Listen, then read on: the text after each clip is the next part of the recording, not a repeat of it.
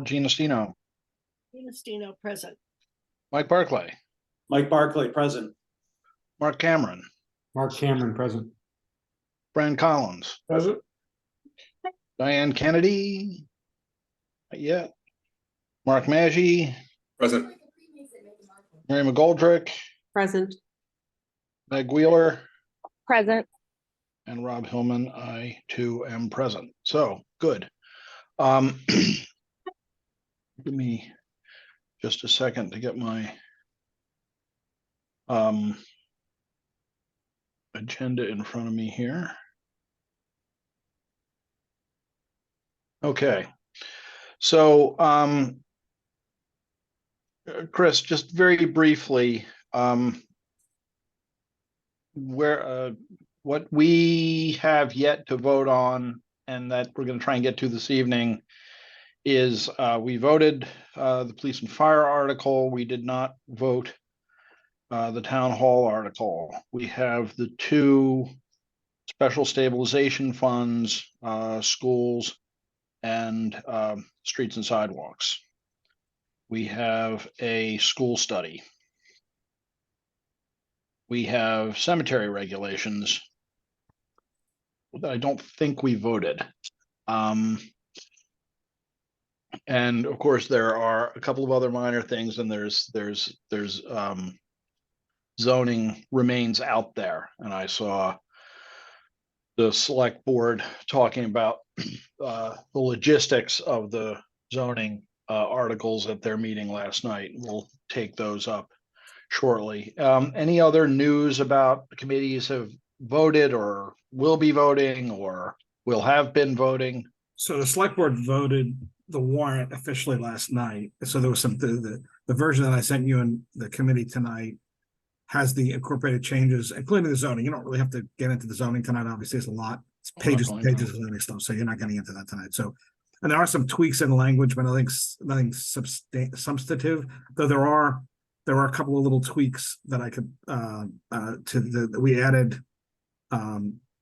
Actually, you already seen the 500,000 for capital stabilization, so you already had that. And then there's a tweak to add another 50,000 as a one-time cost to cover moving expenses in case we had to. So the board added that last, like board voted that last because the council had questioned whether or not they could be included in the purchase price of One Pleasant. She since got an opinion from bond counsel today that said, oh, yes, you can include it. But I'm not going to start pulling it back out again because select board's meeting on Friday. So if they want to tweak the line again, they can do that before we publish it on Friday. But at this point, I just assume leave it in there. If we don't need it, we just want to approve it. We'll strike it on the night of town meeting. So otherwise, pretty much what you've seen is what you're getting. There's some and again, well, you've been given lots of materials, and we're here to answer questions. Okay, well, let's jump into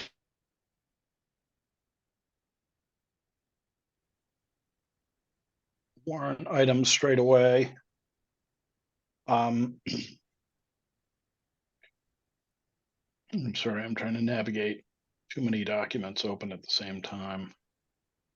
So town hall is the new Article 5. It is. Diane should be here shortly, and I think I would like to postpone our discussion on that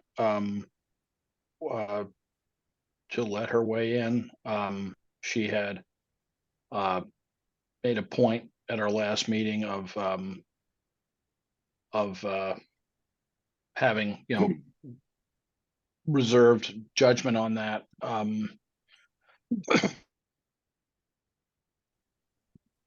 Until this evening, and I think the idea that she had emailed and said she's running a few minutes late. I think common decency, if nothing else, requires that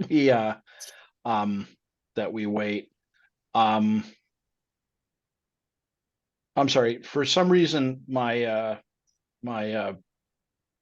agenda has flown to pieces. Can somebody read me the next item that's on it?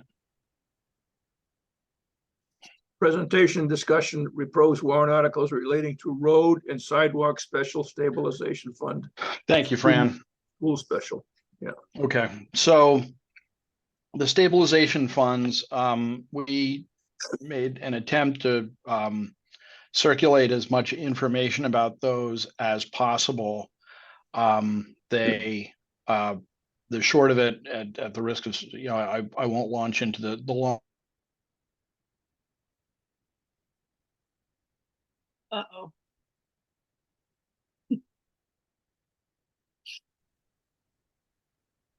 He's not launching into a long conversation. It got cut off.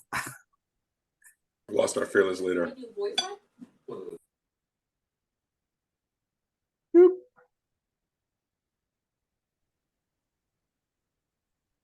That's more than a pregnant pause. I just texted him.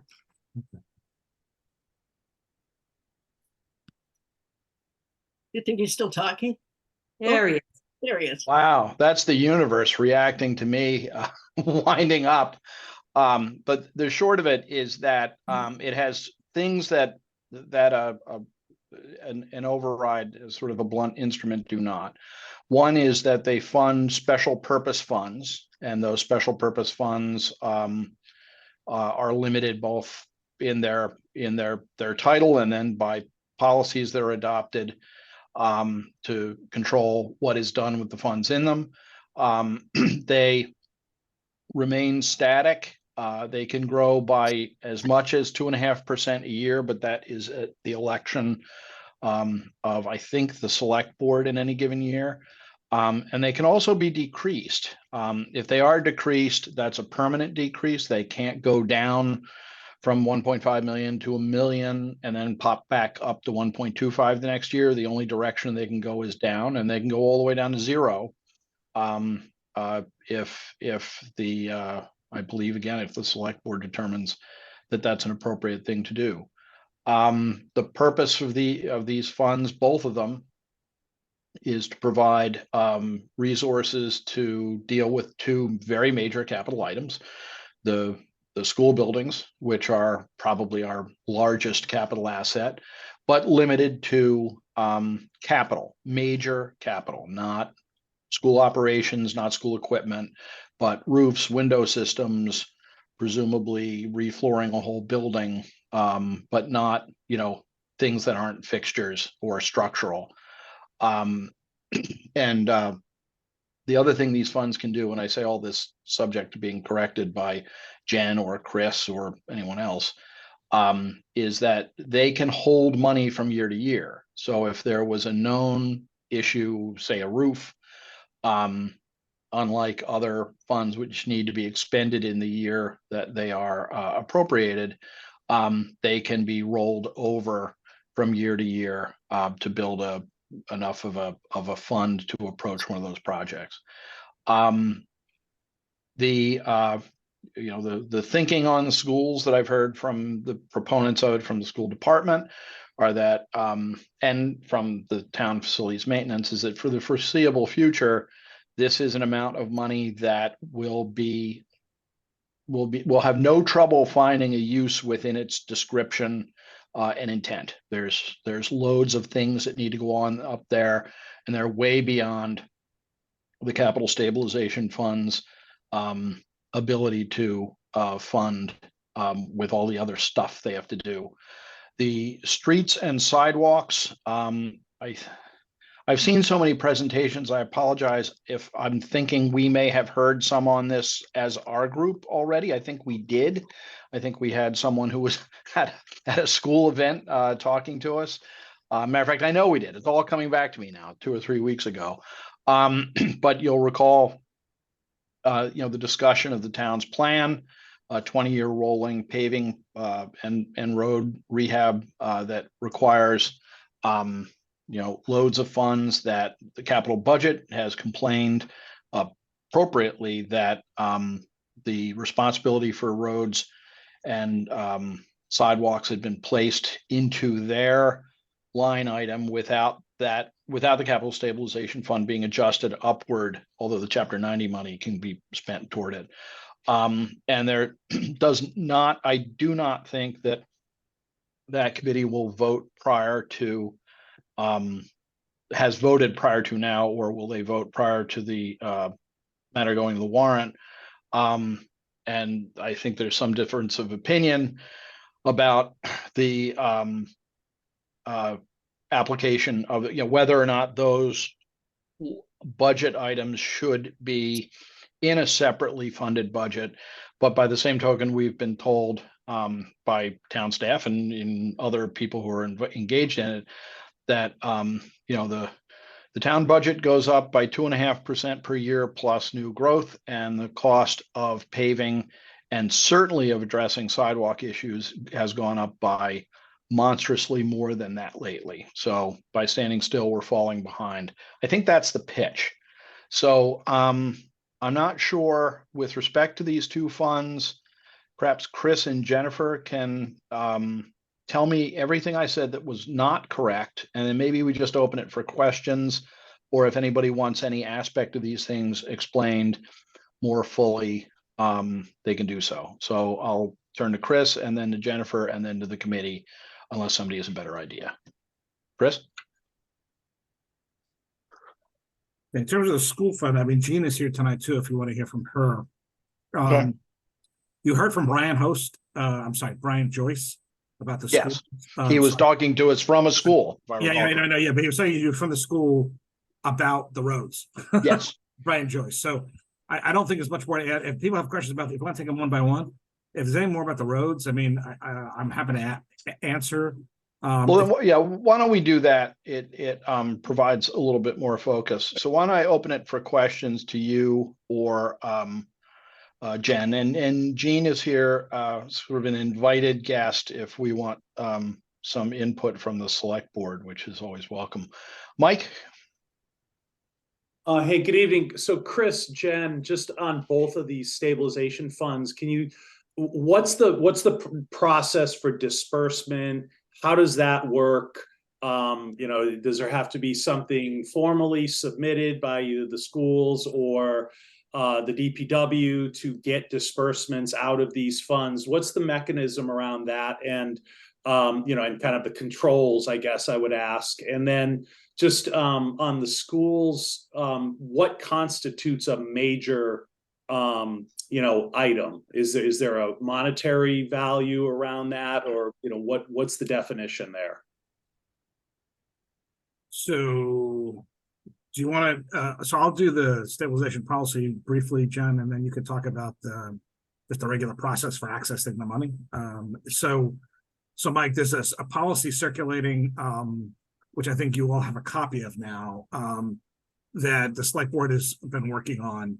And so it's out for comment. That would govern how these work. And there's triggers in there for a multi-year plan. There's requirements for presentation in advance of town meeting. So the select board can determine how much, whether to increase the fund or keep the fund the same, or, all of that. And also, so there's plenty of advance notice in front of a town meeting process. And I'll let, do you want to just touch, Jennifer, on just how we access these out of town meeting? Or you want me to do it? No, it doesn't matter. So when the override passes, it'll be put on the tax rate this year, and then the money will be moved into the stabilization fund. And then to access the money from the stabilization fund, it has to be another town meeting vote to take the money out of the stabilization fund. And I know that there was a policy that the committee, or actually Jean was working on with the committee, on what would need to happen in order to take that money out. And I know that they were talking about a public, maybe a public hearing, looking at a 5-year plan. So like if the school was going to access the facility money that has been put into the stabilization fund, there'd be a process for them to take it out, and it would have to be project specific, and it would still go through the same processes for capital that has been going through in the past, plus that policy too. So I think they put it in another level of monitoring before there would be support of taking money out of that fund. And Jean, you can elaborate if you'd like. No, that's all right. It would also go to advisory because you vote on all warrant articles as well. In terms of, it would be like a normal capital request. Go to capital, it would go to advisory, and then it would go to town meeting for the applicable vote. And with respect to what the dividing line is, we and I won't speak for Rob, but the long-term finance committee, which includes Lance Dial, who's the chair of the school committee, me, Rob, and Brian Host, drafted the stabilization policy to try to address all of these issues and also create a dividing, some informal dividing line, because the point is also to be additive, not necessarily to take money away from the schools that they would otherwise receive. So for example, things that are movable, desks, computers, other operational items, the bus leases, those would still come out of the capital stabilization fund, but your big ticket, permanent structural items, roofs, windows, et cetera, are envisioned to come out of the stabilization fund. But it is a policy, so. Yeah, let me jump in. I just, Chris had sent me a copy of that policy. And I just circulated, which is perhaps a bit late, but it is there. And as Jean pointed out, it is a policy, so it is mutable, but it goes in front of town meeting in a way that at least there's a couple of levels of public accountability for it, both the disbursement at town meeting, and if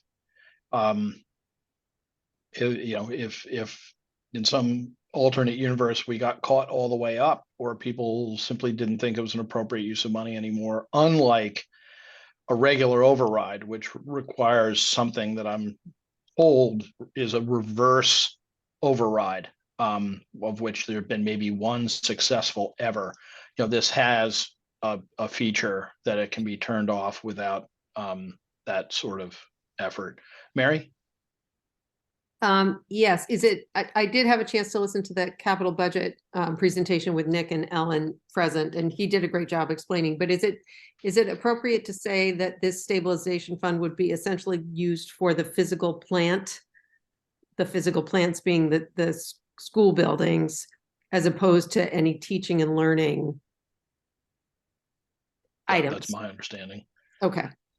Yeah, very much so. I mean, I think that's embedded, granted, I just sent you the policy 30 seconds ago, so it's a little much to ask for, to start the quiz right now. But the concept of the conversations I were in and the edits that I saw was very much, it's, for people who went to law school, it's about fixtures, things that are bolted into things that are nailed onto things that sit on top of things like roofs. And there's loads of that sort of stuff, probably major HVAC, possibly major like rewiring, but not buying Chromebooks. It's a different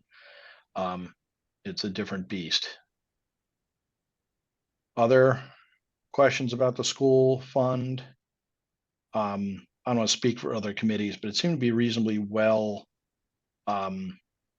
received by the affected committees. Mike, your hand is up. Is that a vestigial hand? No, and I'm sorry, I'm like playing catch up here a little bit. So I just, the schools I'm just trying to walk through the process. The schools have a project. They need, say, $1 million for it. So they would approach the select board, the advisory committee, the capital committee would all review that. It would go to either the fall town meeting or the spring town meeting, and it would then be voted on by a majority. Just since the stabilization fund has been set up, would it be a 50%, 51 or 50.1 carries it, or would it need 2/3 for the monies to be dispersed out of the funds? It's a 2/3 vote. Okay, so, okay. So I had Mark Cameron. Did you have a question, Mark? No, I was just reading that in the definition of the school stabilization, it does it does say that routine maintenance would not be included. So even HVAC, plumbing, electrical systems that require maintenance would seem to be excluded from this. Yeah, I should have been more clear. I was thinking in terms of, if you were stripping out an entire system and replacing it, but not repairs, no. Yep. Diane, I think Mike's question may have answered my question, which is basically this would be a separate article on a warrant specific to the school fund or the roads fund. So those would be, as opposed to being dumped into the full capital budget appropriations that are being requested. that's correct. Well, let's let somebody who actually knows these things answer. Chris? So, Diane, I think it could be in the capital budget process, because water and sewer is included in that too, right? Even though they're funded separately. Because it would have to go through the routine reviews anyway, so. But that would be 50% plus one vote, right? No. No? So anytime you're taking money out of a stabilization fund, it's a 2/3 vote. Right, as opposed to the annual operating money for capital is what I'm trying to Yeah, distinguish. well, you're right. So we've, up until this year, we had voted capital out of the stabilization fund, like into this fund, back out. That's right, So it was always a 2/3 vote. right, This year was only a majority vote because we weren't using the stabilization fund. We were just direct putting the money out, right? right. So in this case, it would be kind of a reversion to theme, right? So and I don't think we've ever had, at least, well, I'm sure there's been past history in the last 10 years. By the time something gets to town meeting floor, if it's been supported by everybody, I've not seen anything near a 2/3 vote. It's usually been like 9/10 or unanimous. So typical. So further questions concerning the school special stabilization fund? Okay, and we did have a presentation on street and sidewalks. I thought we had the opportunity to ask some more detailed questions about that. Many of you were here. So does anybody have questions for Chris or Jen or Jean about that? Mark, Cameron, and then Mike Barclay. So with the potential large scale middle high school project coming up in the years to come, how would the stabilization potentially overlap with another debt pertaining to the schools? I mean, is there, I'm fully on board with needing to do stuff like this and putting money into that bucket and into that cause, but if we're talking, $100 to $200 million for a school project on top of this $1.5 million stabilization, it just seems like a lot going to the schools at one time. And I don't know how that would be addressed other than up to the select board at that given moment in time of who's on the select board, which at this point in the years to come, we won't even know who that is.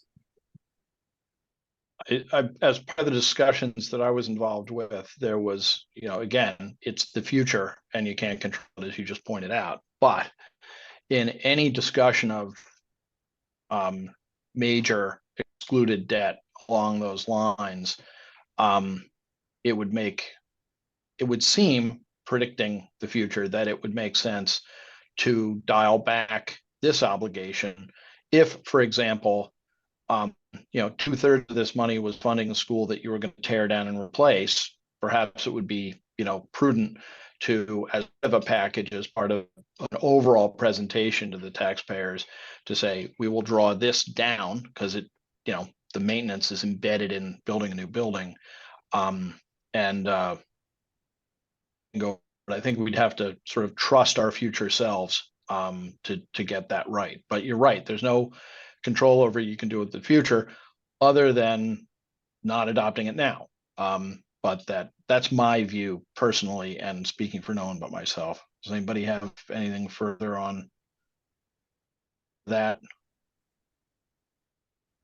Jean? So Mark, yeah, you raise a great point, and the Long-Term Finance Committee did attempt to address this in the draft policy where we said at the second bullet under school special purpose stabilization fund that we recommended, given the amount of repairs that our schools are facing, the select board should continue to fund and increase the fund by 2.5% every year, unless a substantial change requires decreasing the funding, such as a large school renovation funded by a debt exclusion. With the intent being that, again, whoever is on the select board, which is an elected committee, so presumably this would be, a large school renovation would probably be front and center, both for the school committee and the select board at that point. But that was the intent, and this is why one provides a little more flexibility than, let's say, a permanent capital override, because there you don't have the flexibility to draw down the fund if need be.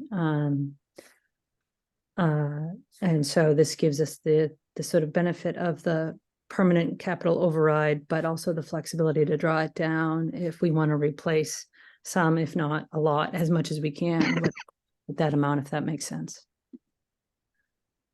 Diane?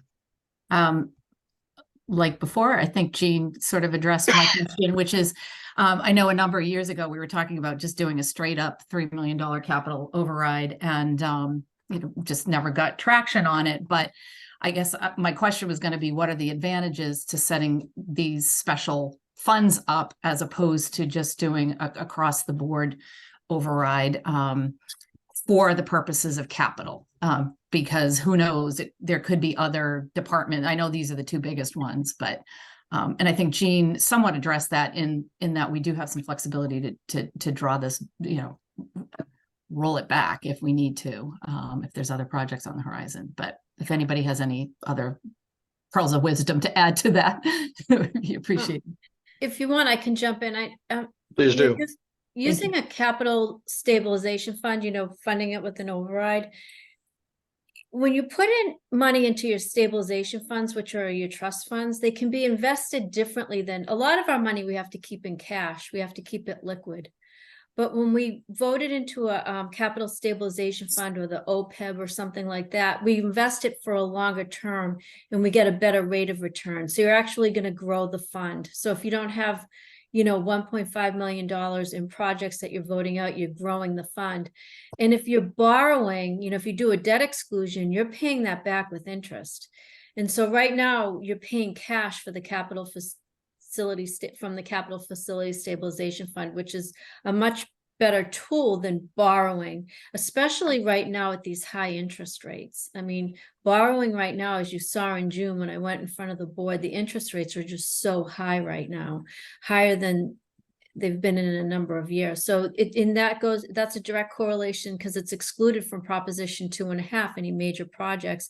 It gets passed right along to the taxpayer. So I think that was one of the things, is that it was a good avenue to put the money in here on an override, because you're not paying the interest and you can actually grow it better than if it was you just kept it in general fund cash. Mike? So is there a policy then as to how these funds will be invested? I mean, because rates are high, but you can get 5% on cash too. So, Right. So I mean, these are being set aside, coming out of taxpayer dollars. And is there a policy around? I mean, OPEB's a different story because that's a long-lived, Right. liability. Right. You're talking about monies that might be needed year to year on a short-term basis. So I'm just curious, what that policy would be around investing it, rather than, right, as long as it's expensive to borrow, it's also going to be favorable to just keep it in cash and get 5%. Right. Well, I don't think we're getting quite 5% right now, but I will tell you that, we've done very well just on our general fund cash that we've done in a number of years. The treasurer's done a phenomenal job investing our general fund cash with the interest rates, because you're right, we're earning money on that better than we have in the past. The town of Cohasset has voted what's called a prudent investor. So there's in its guidelines, I don't have it in front of me, of how we can invest our money a little bit more. What's the word I'm looking for? prudently. I get the concept. No, Okay, yeah, so we can do Enough that, said. and we do have an investment advisor, Bartholomew, who's been investing our money and actually gave a presentation this morning to the Affordable Housing Trust on how their money is being invested. And we do have a general fund, we do have an investment policy too. It should be on the website. So we do adhere to all of that. One thing I do want to caution everybody though on is when you borrow money and you invest it, you can't invest it. It's tax-free, it's non-taxable borrowing. So you can't invest your money and make more than what you're paying on interest. It's called arbitrage. And you do have to pay that back and do a calculation to pay that back. So that's another thing that we have to, we watch and we have to be aware of as we're voting these funds. So, just, I'm sorry to be dense here, but so the actual.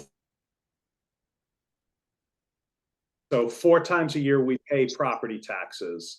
These monies are coming out of our taxes, right? So you're not borrowing to fund the stabilization funds, right? You're just moving the money from the tax collections into the funds, right? Right. Okay, so that question around investing versus what you're paying on interest doesn't apply here because you're just moving monies that you collect into the funds, and then we have a policy around. Well, the funds can be invested for the longer term, the capital stabilization funds.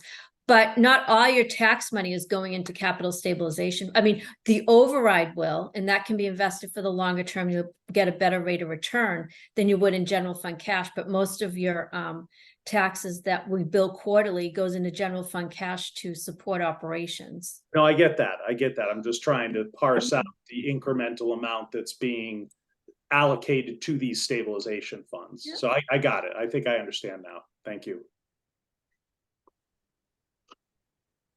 Anything further? Okay. So Diane, just so you know, our first agenda item was town hall, but since you weren't on the call yet, I thought collegiality at a bare minimum required, and then you popped up 35 seconds later, but we moved right on to the special stabilization funds. In the interest of efficiency, I see a question from Fran. I think we should wrap these conversations up, and if we're prepared to vote. Fran? Yeah, just one more quick question. I'm very late in the dollar short here, I guess.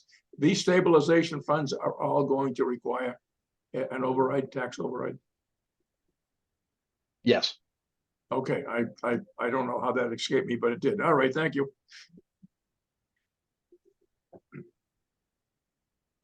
Anyone else?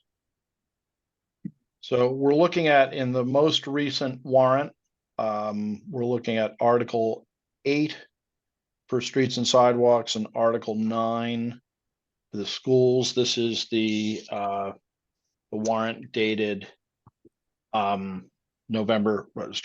dated October 11.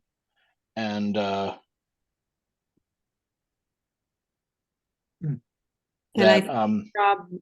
go ahead. I'm sorry to interrupt. Most of us probably have the one dated 10/6 because I didn't see Chris's till the end of the afternoon. So things have been reordered. Oh dear. Okay. So that's, do you want me to push those out? I would prefer to be working off today's warrant just so our votes line up. Yeah, they That way. came through at 6:30, so I did not even see that, but I will forward to everyone right now, and then we can look at it as best we can. Mary, my Cohasset email's been set up, so I'm just. Yeah, I sent something to you earlier too. Great. Okay, great, thank you. I just killed a tree. I can put it on the screen if you want. I don't know if that's helpful. That's not a bad Sorry. idea, actually, just kind of belts and suspenders wise. Why don't you do that, and I'll send this out as well. Sure, I got the right thing here. So you want the roads up first, right? Yes. Well, yeah, I guess that'd be Article 8 of the current warrant.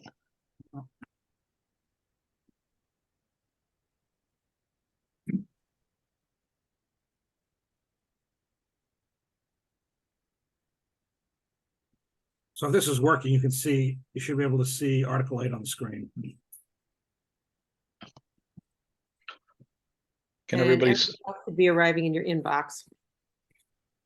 thank you. All right, so I'll ask for a motion in a second, then we can have further conversation if folks want. Ordinarily, our formula motion would be, does the advisory committee recommend that special town meeting approve Article 8, Roads and Sidewalks Special Purpose Stabilization Fund in the form it appears in the draft warrant dated October 11, 2023. That's a motion that somebody could make if they wanted to. So moved. Mike Barclay, do I have a second? Second, Mary McGoldrick, further discussion? Hearing none, we will proceed to a roll call vote. Gina Stino, Gina Stino, aye. Mike Barclay, Aye. Mark Cameron, Mark Cameron, I. Fran Collins, Aye. Diane Kennedy, Diane Kennedy, I. Mark Maggi, Aye. Mary McGoldrick, aye. Meg Wheeler, Aye. and Rob Hillman. I too am an aye. Very good. Adopted or recommended, I suppose. Moving to Article 9. Chris, could you put that on the screen just so we are literally on the same page?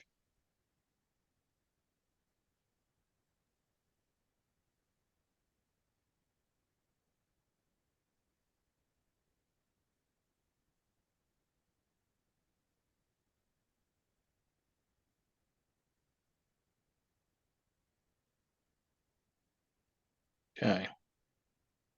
So we have this in front of us. I'll propose a motion and we can discuss. So the motion would be, does the advisory committee recommend that special town meeting approve Article 9, School Special Purpose Stabilization Fund in the form it appears in the draft warrant dated October 11, 2023? So moved. Fran, second? Second. Mark Cameron. Very good. Further discussion? Very good. We'll proceed to a roll call vote. Gina Stino, Gina Stino, aye. Mike Barclay, Mike Barclay, aye. Mark Cameron, Mark Cameron, I. Fran Collins, Aye. Diane Kennedy, Diane Kennedy, I. Mark Maggi, Mark Maggi, aye. Mary McGoldrick, Aye. Meg Wheeler, Aye. and Rob Hillman. I too am an aye. So that is recommended. So rolling back to Article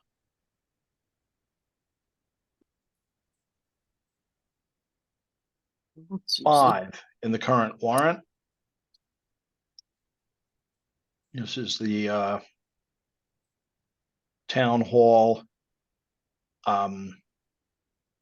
article. We had discussed it at some length and had presentations at our last meeting. There may be some residual questions, so if there are any, why don't we have the questions and some discussion? I see Mike up first. Yeah, so I apologize since I was in flight while you were discussing this. Just in the presentations I've heard about this, it's it's been talked about that this is a self-sustaining entity given the revenue coming from the rents. And has there been a P&L put together with those numbers so that we do have a sense of what that is? And I'd also submit that maybe a kind of downside scenario in the event that not all the units are rented, and can it still sustain itself? So again, if that was discussed, I apologize, but that's something that to me makes a lot of sense. Chris, can you? So let me take a crack at that. So there's going to be first, let me preface this by saying there's a bigger, broader conversation happening on October 24th with the select board hosting the Affordable Housing Steering Committee and the Affordable Housing Trust to talk about, policy and strategy in a more general sense as we move forward. So we did mock up. I won't call it a P&L formally, but it kind of was, right, using numbers, using the base level affordable, the low mod income rents, with a management fee set aside for repairs. And if I remember the numbers, I'm sorry, I don't have the chart right in front of me. It was like a 12% management fee, a 20% contingency for repairs, and a 5% vacancy rate. The units were generating about $300 and something thousand a year. And then the net was, after those, was in the twos. Because we still have to, do insurance, and we have to, do elevator contracts, and all, a bunch of other stuff. So we haven't got all that together. That said, there's also, by the way, a provision in law that allows for the select board to set up a fund, put rental income back into a fund for the maintenance of the building where the rent's coming from. And I won't, and the board has, and again, I'm speaking from what's been said publicly, is intending to set such a fund up. Obviously no one would occupy this until the spring, right? So so at the earliest, based on having to hire a management company and going through any lotteries that have to be done and all of that, and working with the various state agencies. So that's the rough mock. That's the numbers, Mike, that were used, and those are using low mod income rents. The select board has been considering 4 of the units at that level, because that's what you need, at least 4 of them, a quarter of them. It would the other 9 could be in a higher level and still be considered like a workforce housing. So the rental income could be higher than that. Again, it also depends on, there aren't a lot of vacancies in local units. That said, it's a new building. That said, there could be some shakedown stuff. Who knows, right? So that's the flavor of that. Does that kind of give you a flavor for what we're talking about? Yeah, no, I mean, I just think it would be great. And again, no one expects it to be perfect. No one has a crystal ball of what's going to happen, but just something with some numbers. And I think it was Mike Dick at one of the presentations also mentioned, again, going conservative, having things like the depreciation expense in there. Because the good thing about having the depreciation expense is that is also an amount that you can say, okay, that's like the CapEx we can set aside for capital. And so it gives you a more formal number to be setting aside in the fund for future capital. So I just think, given there's been discussion about this being, a revenue generator, that it would be imminently helpful to have some good numbers for people to really appreciate how, what this can do. Not just for this one Pleasant Street, but for the separate discussion around, the existing town hall and what may or may not be done there too, which would hopefully come from the excess cash flow from this. So that again, the conversation is going to continue over the next couple of weeks. So again, as we get closer and closer to 10 May, I think this will be more and more robust, to the extent that we still have to have a property manager, actually do this for us, right? So, but the numbers I've given you are all, Michelle pulled, they're all conservative numbers based on, real conversations with real managers. And these are all 1 and 2 bedroom units. So, yeah. Okay. Thanks. Rob, if you want, I do have the sheet, so I can just provide super quick actual numbers. I managed to mute myself. Yes, Jean, if you want to throw some, and then Diane. Sure. So this is assuming every unit is affordable based on the state restrictions in terms of what we're charging. So for a 1-bed, it would be $2,000. For a 2-bed, it would be $2,400. Based on a management fee of 12%, which based on our analysis, it can range between 10 to 15%. So we went in the middle. Expenses of 20%, which again, trying to be conservative based on discussions with local property managers, including 2 within Cohasset that manage comparable sized buildings, assuming a 5% vacancy rate, because we do have to assume a vacancy rate. we're looking at a annual rent of approximately 345,000. And again, rent is going to go up, right, over time. So that's going to be an increasing number, minus some management fee of 41,000, minus expenses, including, I would suggest embedded in that is depreciation, particularly in the first years when the building is brand new and you don't have necessarily a lot of repairs, of 69,000, and a vacancy rate, again, hedging for what may be out there, 17,000. So that leaves a surplus, so to speak, of 217,000 a year, net surplus. And so the select board has discussed how to, what to do with that, including using that money too, for, as Chris alluded to, repair and maintenance, including a reserve for the bottom floor, which is the administrative offices. So we can make sure that that building is sort of self-sustaining, and there is a general law, chapter 40, section 3, that allows us to essentially keep that fund going, and deposit the rental income in there for purposes of upkeep of the entire facility. Okay, no, that's great. And I think just being able to have those numbers, so everybody can see them, preferably ahead of time, I just think will really help garner the support that, the widespread support that we want for this. Thank you. Diane? Sorry about that.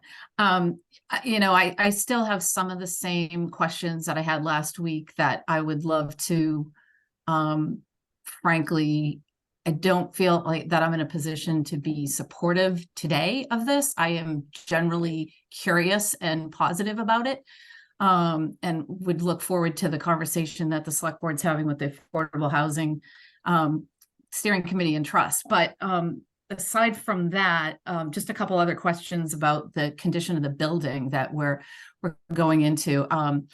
I haven't toured it, so I'm going with a little bit of, I'm just spitballing what it looks like. So, for example, there seems to be a back deck off the back side along the tracks. I just didn't know if that was like where somebody might put their gas grill, or just kind of what's the practical use and expectation of how these units are going to be, inhabited. That's the access portal, Diane. That's actually the hallway. Okay. So yeah, you can't put anything there. So Okay. yeah. So people are going to access there, or will they go in one of the front doors? No. There's a back entrance. So the tenant's entrance is in the rear of the building, back in the back. Okay. That's where launch is, at that back.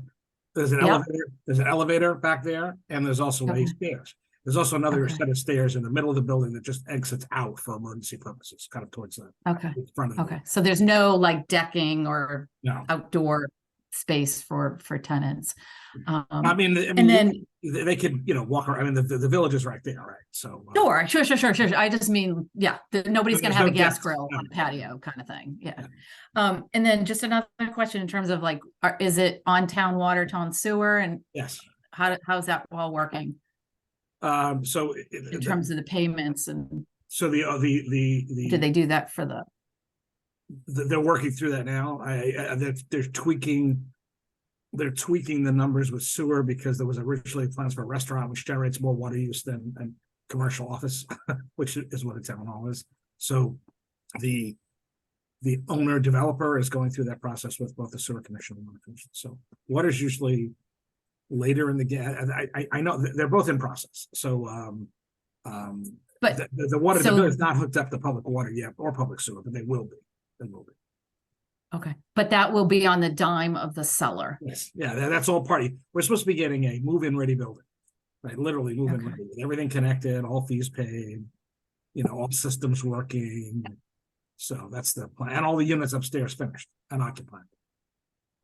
And just one question about the affordable units. So, and I appreciate Jean's P&L information, just kind of how that's going to work. And I do have another question about that, but just in terms of, has there been a discussion about actually creating more what we call capital A affordable housing? So I know all of the units will count towards our inventory, or all of the units that were permitted minus the one that the staff is using. And then there's the 4 that are required. Have we given thought to creating 8, or has that like differentiation, what we're going to do with the total number of units and how that might break out? Where's the discussion on that currently? I can weigh in if you want, Chris. So the select board has been focused on really sort of 3 tiers, starting with the first tier. So with the first, the 4 deed restricted units, which are a condition of the permit, and the select board would, of course, uphold. There are state requirements surrounding that. The tenants who go in there will be 80% of AMI, area median income, and there will be a process. Property managers that we've been talking to are routinely handling this process, including the lottery.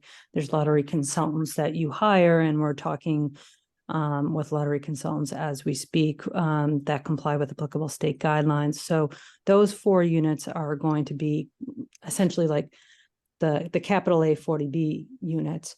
What the select board wants to do with the remaining 9 units is to make that lowercase a, because we really want to focus on workforce housing, which is important within Cohasset, including for our municipal employees, our fire, our police, our teachers, to try to make affordable housing more accessible for them to start. And so there are workforce requirements. You can go up to 120 AMI, and we're working again with property managers and lottery consultants that if this passes, we would then put an RFP out, and we have an expectation of getting quite a few bids because this is a pretty common process, but also looking at preferences as well for seniors and veterans. We have heard feedback, and it's a part of the Cohasset production plan too, that this is something that we want to be able to foster as well within Cohasset.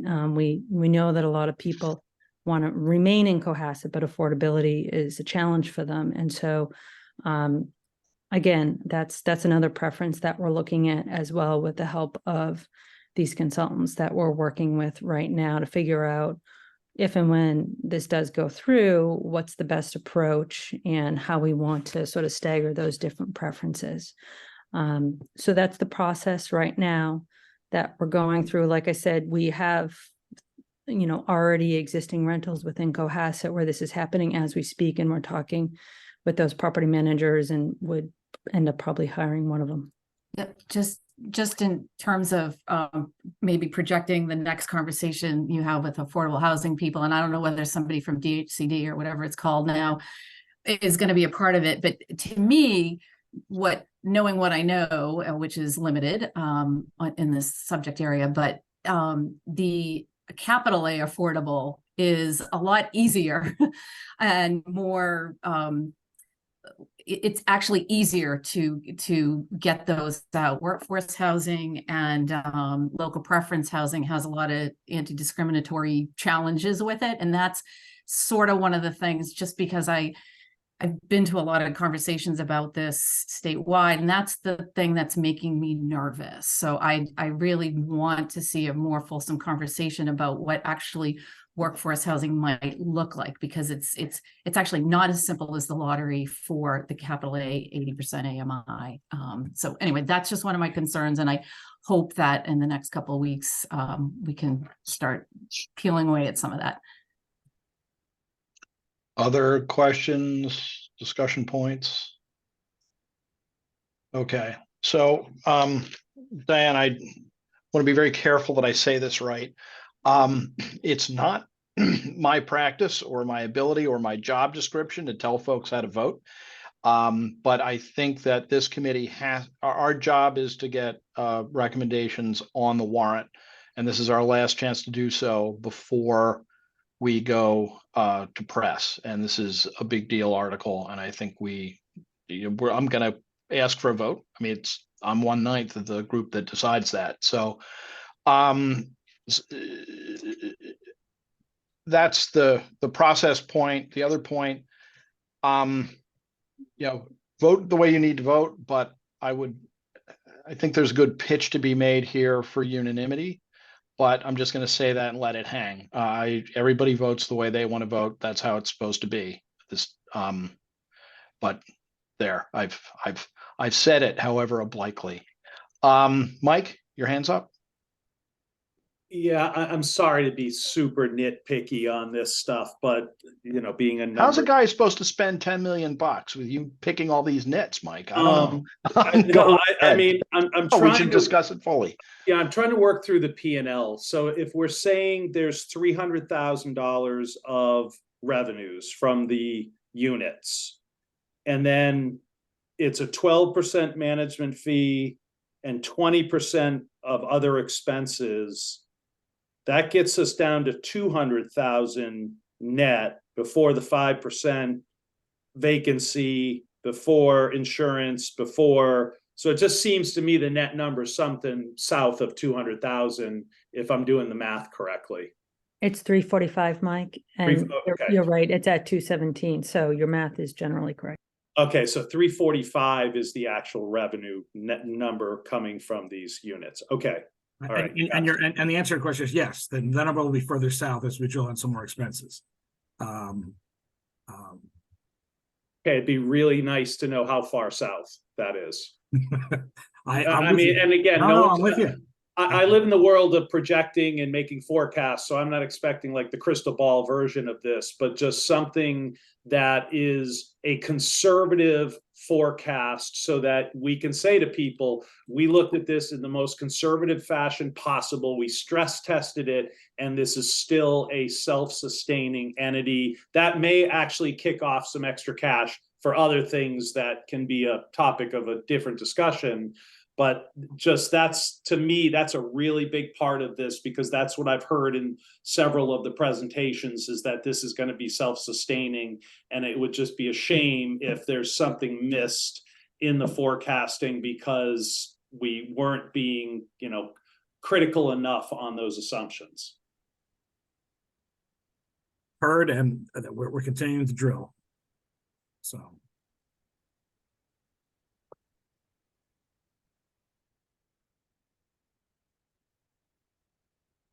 Anything else? I see Gina Stino's hand. So say we all vote tonight on this.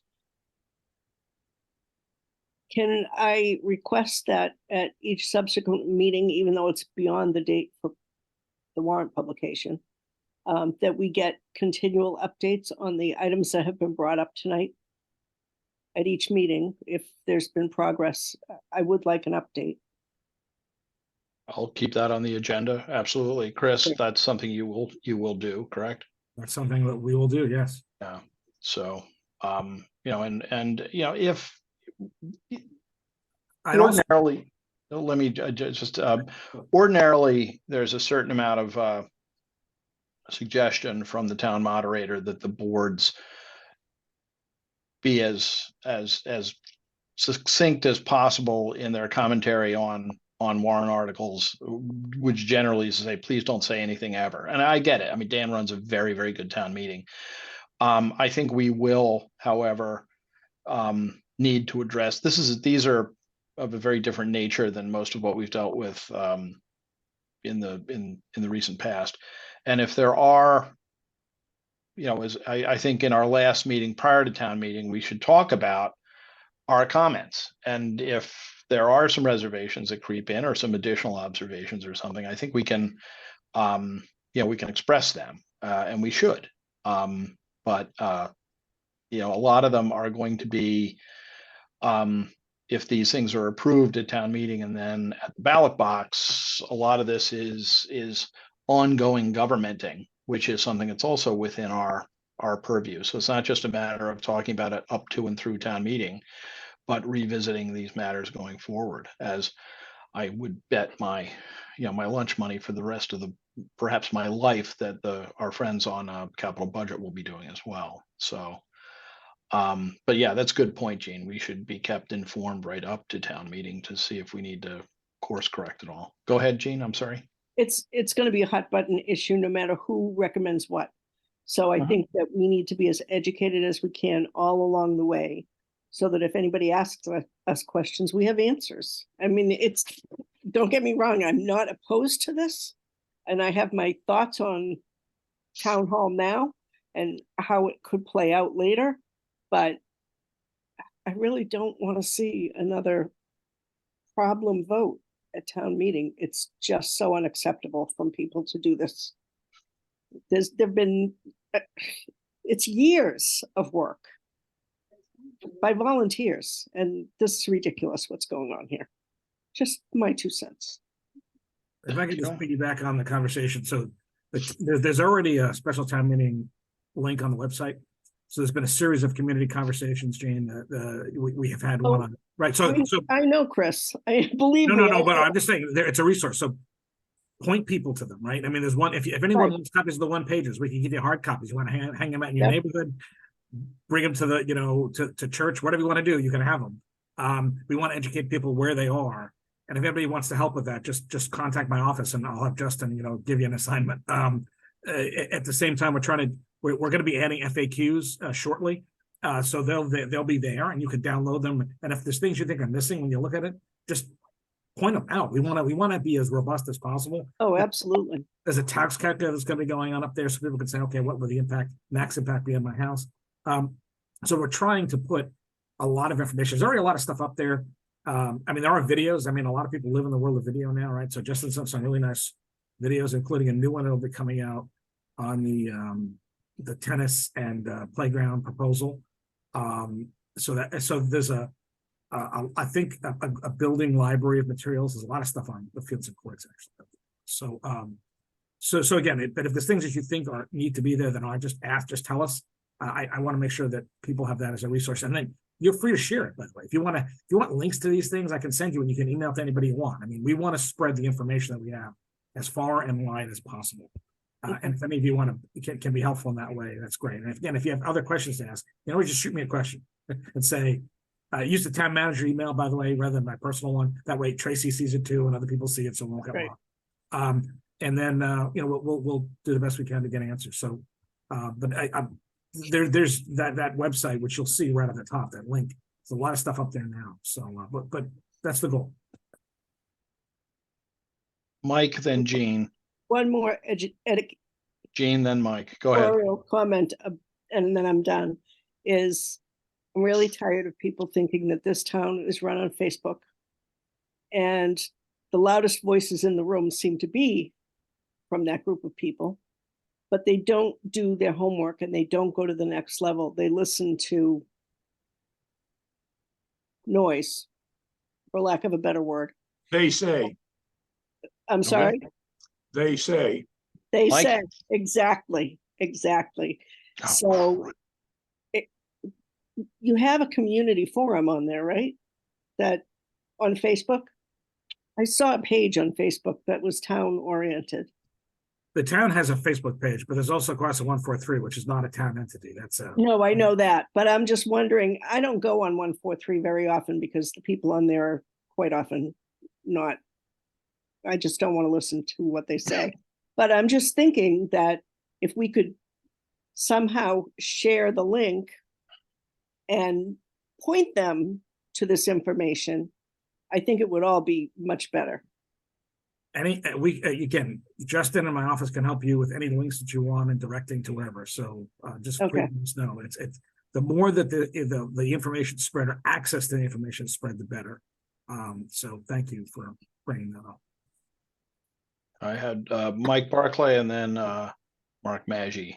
Yeah, I just wanted to kind of piggyback on Jean's point about with this particular item, getting updates along the way. And again, I hope it's probably become apparent to everybody, the numbers around the self-sustainability are huge for me. I need that to be really confident and look people in the eye that, I'm supporting this. And so it would be great before town meeting and with some time for us to go through that so that we can ask questions about the assumptions that we see a P&L or, some form of financial statements that again, can really support the assertion that this is going to be a self-sustaining entity within the town. That's I don't know if I can make a vote contingent on that or not, but that's a big deal for me personally.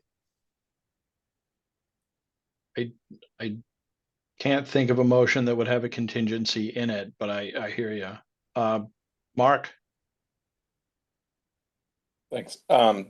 Gene, I take no particular offense that you're largely talking about my generation in town because I agree with your sentiment. I am equally tired and disgusted by the tone and tenor of town meeting around this subject. I'm not on any of the town Facebook or social media pages just because I think social media is largely a cesspool, even the best pages.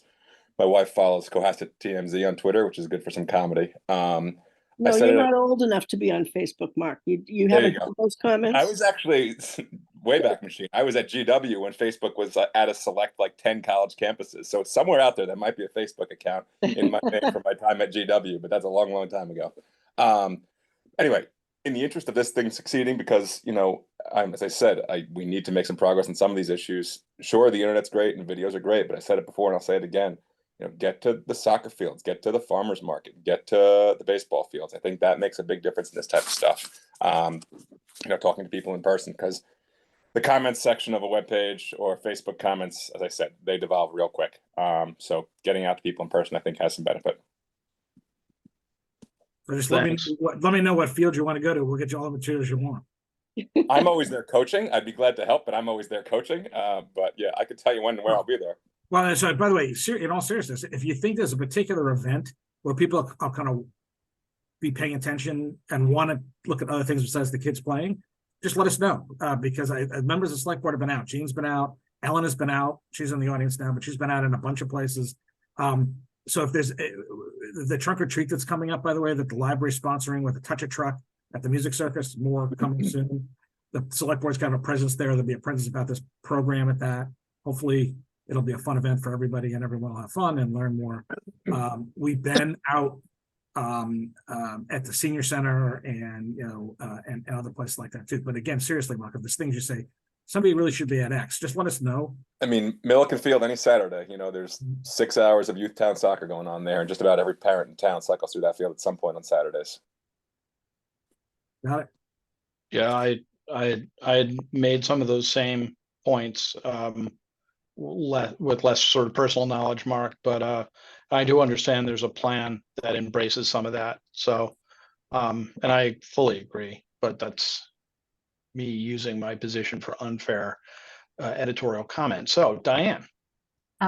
Yeah, just I haven't changed kind of where my head is at in that I still need some, I want to feel more comfortable with the information that exists. But I want to put my professional communications hat on, because when Mark brought up going to the soccer field or farmer's market or whatever, I think one thing that might actually be really helpful to me as well as to other people is whether there's a model of the building or actual like interior schematics of the building, so that people can understand, like all the data is really good. And as advisory board members, understanding the P&L is really important and how it's going to flow and all that stuff. But I think for the people on the street, any kind of like visual of this is what it's going to look like. And I mean, even in the previous iterations of town hall proposals, it was when you got that, that model or that drawing or that rendering that people felt like they could see themselves in it. And right now it's basically a blank canvas. So I think almost that visual learning piece is more important to the promotion of this concept than the audience or the meetings or watching a video kind of thing where they're listening to all of us ask technical questions that aren't as relevant necessarily. That's what we're here for. We are going to, I mean, it's kind of funny, right? So the building exists already, right? The shell, so you can see it, right? And you can see the renderings of it. The problem is there's never been a rendering done of the inside because it wasn't planned to be what it is, right? So we have renderings, I guess, of the units, and I think some of the rendering units will be done fairly soon, so we can probably take a picture of them. They're actually pretty nice. We have a schematic of the first floor, what it's going to look like at this point. It's just very static. We're not going to, we don't have any really funds to have somebody that can, mock up a design of it. We're trying to do that with police and fire, but So we're the public safety station on the 3A. We're trying to get some sketch drawings done of those.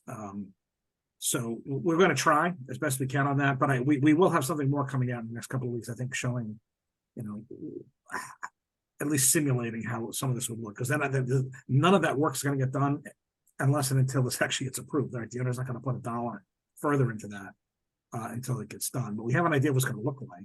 It's all going to be on one floor. I guess we could try to talk through it. If anyone, by the way, is a really great visual drawer and they want to volunteer some time, just sit down with Michelle. I have zero skill in that. I look like I was drawing a rock. So, Bran, Yeah, there are general arrangement plans that are available. I mean, it shows you the footprint of all of the apartments and the bathrooms and the kitchens and the passageways and all of that. So there's those GAs are available. There are no plan views that I'm aware of. I haven't seen any, but you can look at the building and then you can see that it's got 3 stories, and you can look at the general arrangement if we want to put those drawings out. If anybody with a little bit of imagination, particularly be an engineer, you could see what the layout's going to be.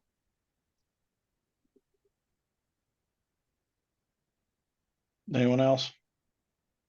All right. Before moving on to a motion, then, does anybody want to have a conversation about, I mean, like I said, I felt reasonably strongly to what appear to be now contradictory things. One is that we should vote and make a recommendation. But on the other hand, I also think that we should get to a point where everyone is sufficiently comfortable with their vote as being something that they're going to stand with, that they would not want to, we could be as close to unanimous as possible. If anybody's dead set against it and wants to vote no, that's fine. I mean, that's how these things work. But I'm concerned that if we all ultimately want to be supportive of this, getting to town meeting floor with a vote in the warrant that goes out to everybody that's a little bit, that has one complexion, is one way to do it. But also sending out a warrant with reserving till town meeting floor sends another message. So just as a practical matter, what do you want to do?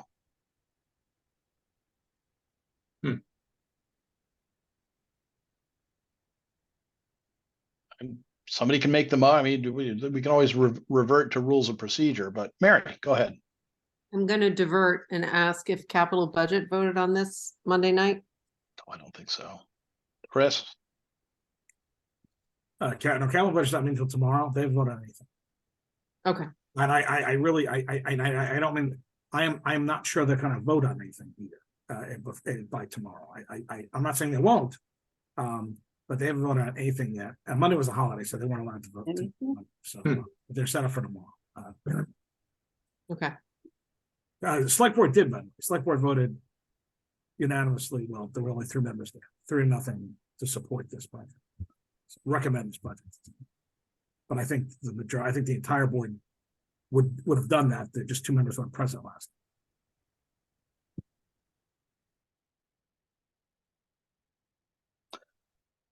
So, well, if my operative grasp of parliamentary procedure is right, the next thing we do is bring a motion, and if it gets seconded, we have a vote on it. So it could die for want of a second, or all kinds of things could happen. So I'm going to suggest that the text of a motion would be, let me just get the right document in front of me. I'm sorry.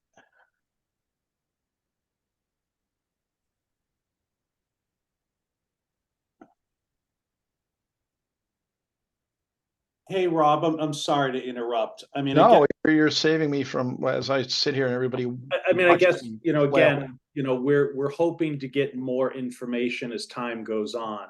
I mean, I guess my question is, we vote this a certain direction tonight, and in the next couple of weeks, information we're looking for, information we hoped for, doesn't come out the way that we want it to. I mean, I guess what are people's thoughts on that? I mean, and I have my own sticking point, and that's my thing. But maybe others don't. And I just, just to compare and contrast what we voted on last spring, we had a really, really solid number. Granted, it was a high number, but it was a solid number. And, we had a very solid number. And so I was happy to support that. And in this case, and I know I'm a little late to the game, just having gotten back, but, to me, the numbers aren't,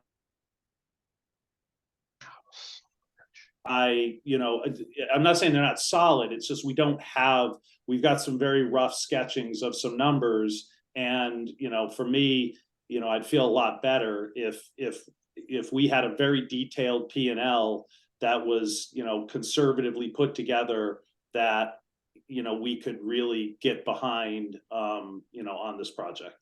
Yes, Chris. Can I ask, so when you say that, are you talking about just the affordable housing component? You're not talking, are you talking about the entire building? I'm talking about the entire building, right? We're asking taxpayers to vote on a project, which is a purchase price, and in 2 public hearings that I've listened to, it's been talked about how this is revenue generating, it's self-sustaining, it may kick off additional cash flow that can help in other areas of the town, and again, not to be difficult, but a conservative, detailed P&L isn't a lot to ask, and that's been out there for a couple of weeks now that people have asked about that. So that's, to me, a big deal. It seems like, yes, based on the rough sketch, that this will be a profitable entity, but it would be just nice to know a little bit more of those costs associated with it. That's me. Maybe others don't feel that way. So I mean, to compare apples to apples, I mean, the proposal last spring was going to still have insurance costs, and was going to have maintenance costs, and it's going to still have electricity costs, and we didn't have all that drilled down to the dollar either. I mean, it was just the construction cost that was drilled down to the dollar, to be fair. So we know I mean, this building is a not to exceed $10 million, and it should come in less. We know that the actual acquisition of the building is 9.1, and there's $900,000 in there for, furnishings and some of the work that we have to do separately, the vestibules and the vaults, and we've already quoted those. And so it's likely to come in under the 10. CPC is also recommended, and this committee voted to recommend their recommendation, $1.3 million worth of a contribution to the cost for buying down the affordable housing unit expense, which also makes those units eligible for future funding for repairs.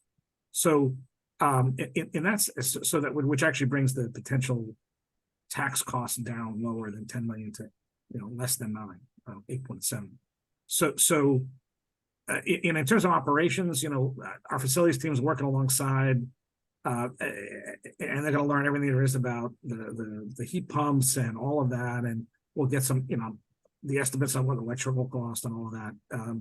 The units themselves should be self-sustaining, and they were designed to be that way, right? And we don't have a profit. The town doesn't have a profit margin. We don't have to make a profit per se, right? So maintaining the 13 units, particularly if there's future funding available from CPC for big repairs. Again, I'm not promising anything deep into the future, but it doesn't seem, there's been no intent by the select board or anyone else to subsidize those units, right? Except for the fact that town doesn't have a profit margin. We are going to do what we can to pull that stuff together over the next couple of weeks. That said, we don't do this as a rule, right? So we're working with other materials that are well vetted, right? With companies that do this for a living, but we can't contract with them either, right? We can't even contract with them until we actually have ownership. So I do expect, Mike, the meeting in a couple of weeks to really have more about that and get some of that drilled down. And I think G may have sent you those rough numbers. We're still working on an insurance quote.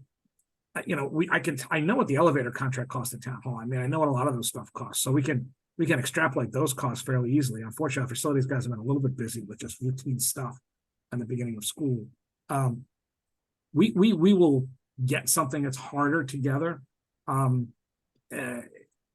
At the same time, there's not going to be exactness to this. And I guess you're not asking that because we can't give it. I'm not asking for exactness. I know, because even the best forecast that you may put together that's rock solid for 12 months, something can change in the future. That's not what I'm asking for. I'm not asking for the crystal ball. What I'm asking for is you're saying there's $345,000 worth of income coming from these apartments. They should all be self-sustainable for the most part. And then you're going to have the operating costs on the first floor of Town Hall, because you're also going to have operating costs that are still going on at 41 Highland, right? And it's some costs, right? And so that's the benefit of, as I've heard this project described, that's the benefit of this project, is that it is a revenue generating item, which I think is great. You know, municipalities need more private sources of of revenues, and in a sense, this is that. But it's just the saleability of this and getting people behind this is, to me, I would think, as a taxpayer, to me, it is about those numbers and the fact that this could be, paying for, a lot of those costs, and there's not going to be an incremental ask of the taxpayer. That's where I'm coming from. I don't expect a crystal ball, Chris, never would expect that, but that's directionally what I think needs to be done to really rally people behind this, because you're going to need 2/3, and then you're going to need people to also support it when they go to the ballot the next Saturday.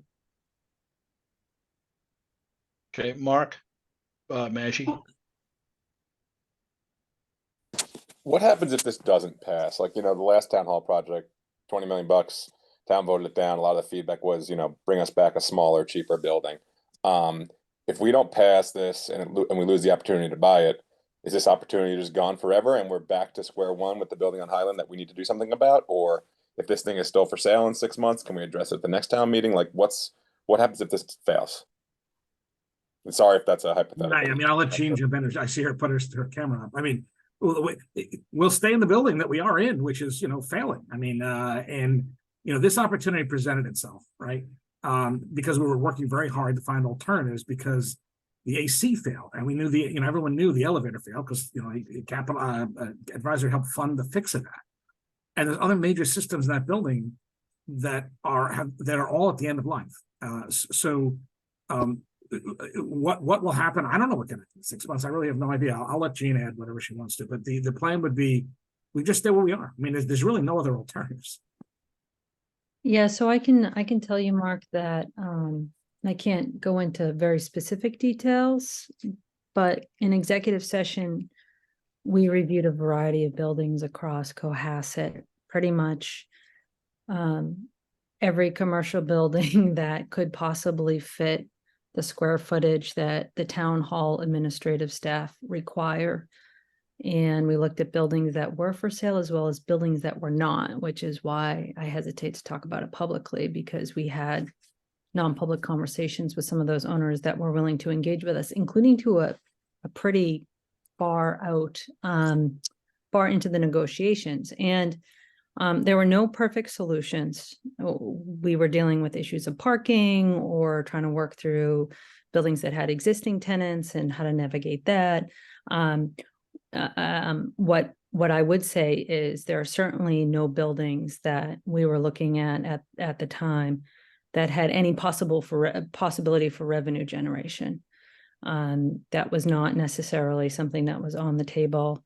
One Pleasant Street unexpectedly came up. It came up pretty late in the game, which is why we're working hard to try to make this work. I appreciate, Mike, your questions that you're posing us, and we're working to try to get through this in addition to everything else we're moving through. But even though we are pushing hard to push this initiative forward, the reason why is because it did seem to check many, many boxes that we had, really looking at it less as an affordable housing project, more as a solution to an affordable town hall in the village that has parking, also helps us maintain more affordable housing within the village, which if you look at a lot of our affordable housing, it's actually not in the village and not walkable.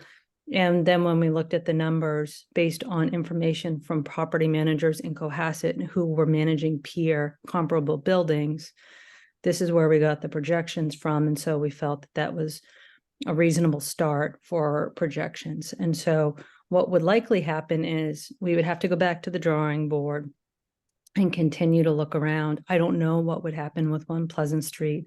You know, someone owns it right now and is probably going to have to make hard decisions if this fails, including, you know, selling it or doing something with the units or reverting back to original plans to rent it out to businesses.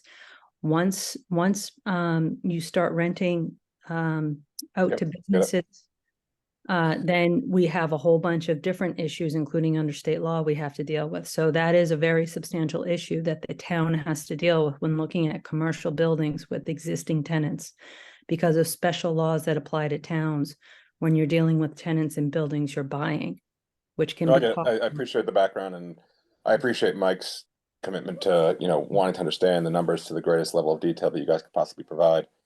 But the background here is that if this is really the only one that is even has the potential to generate some revenue, even if it's not, you know, a revenue generator, if some of the revenue offsets some costs, it sounds like that wouldn't even be a possibility with any of the other potential buildings. So thank you for the background. I appreciate it. Great. Fran?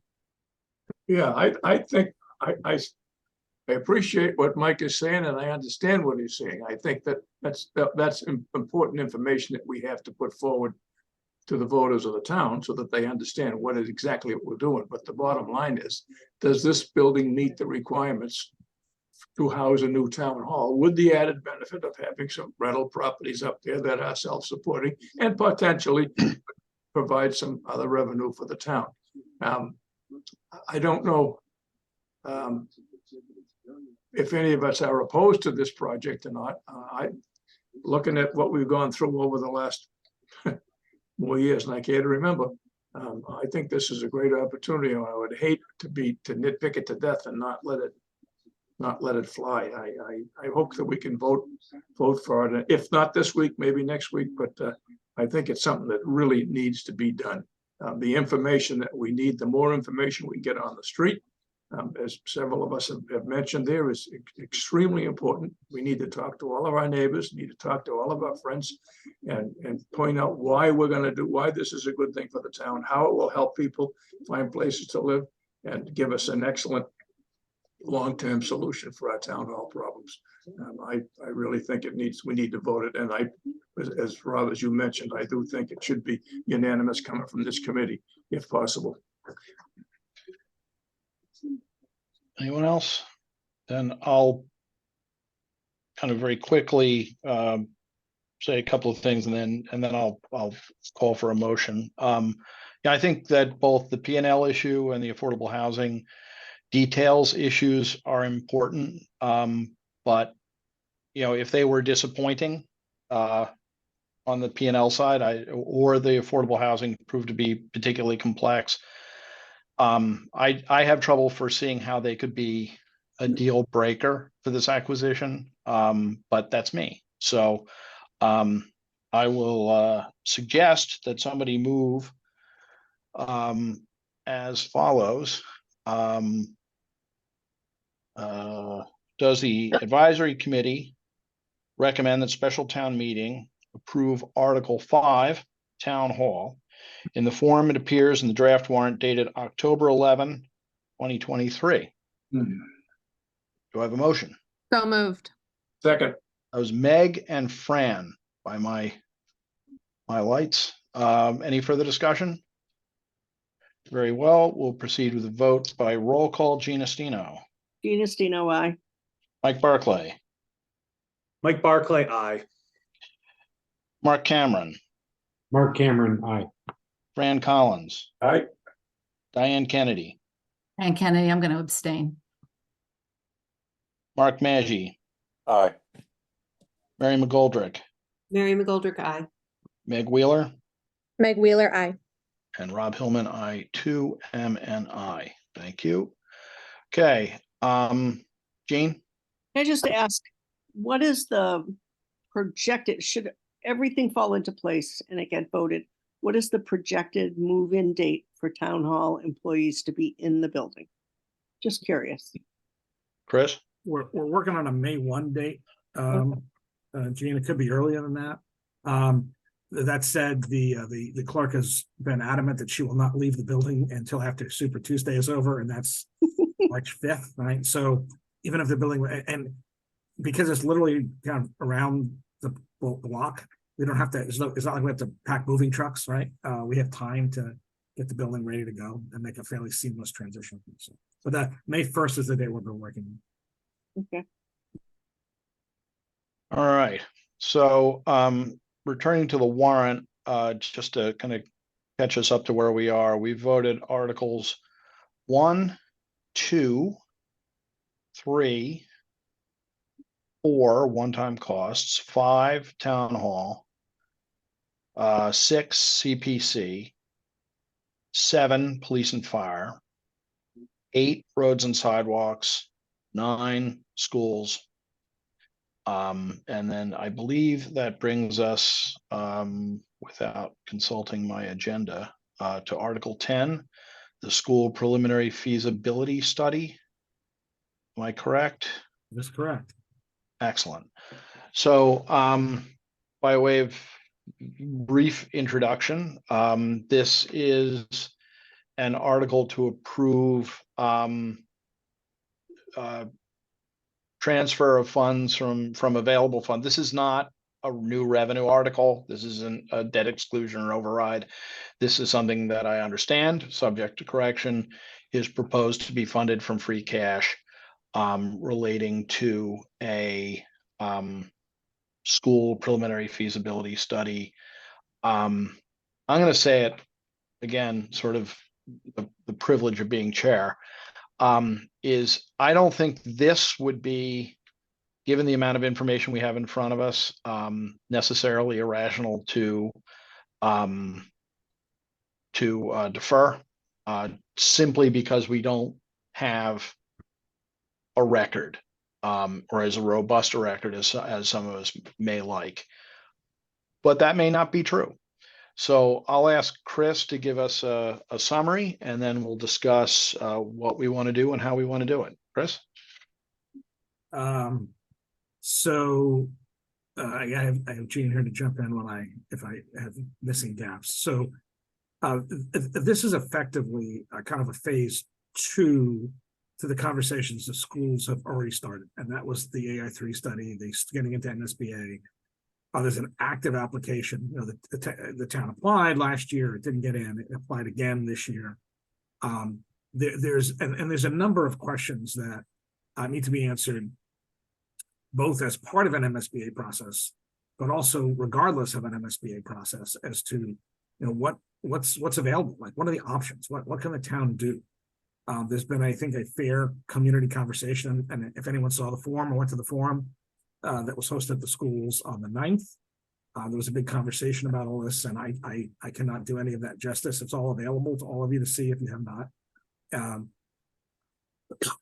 And the elements of this study are, excuse me, that's how they need a cough drop. The elements of this are all things that either complementary to an MSB study, means they'll either be able to be reused or to facilitate it, or answer other questions that need to be part of the conversation with the town.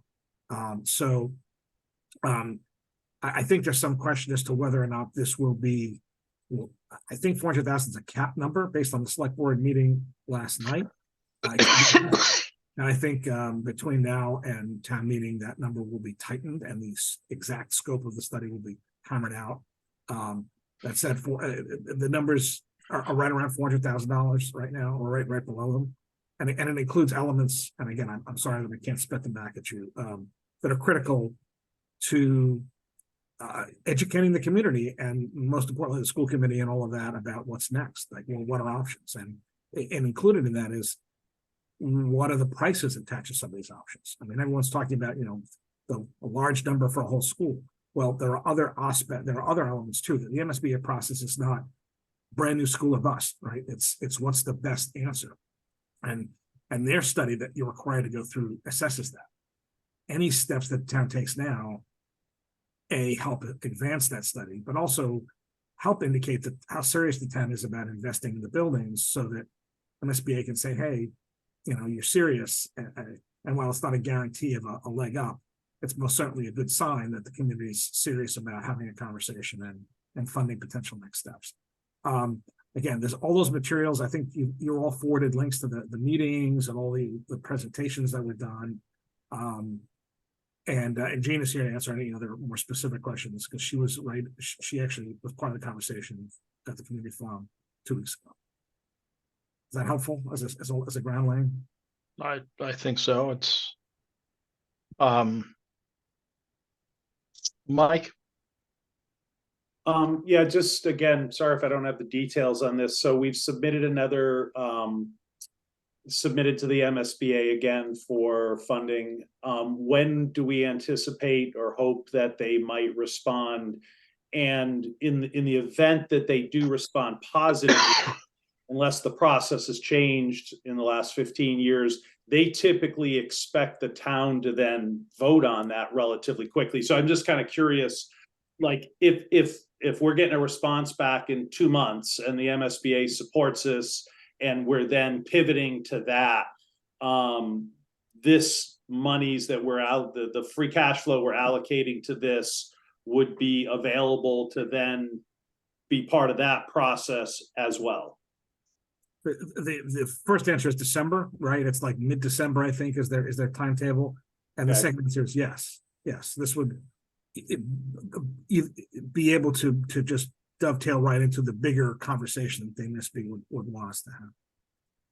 Okay, and we've submitted like a whatever they recommend, basically, we will consider. And I only bring that up because in Hingham, the middle school that was built there, that was basically a carbon copy of the Whitman Hanson High School that had been done before.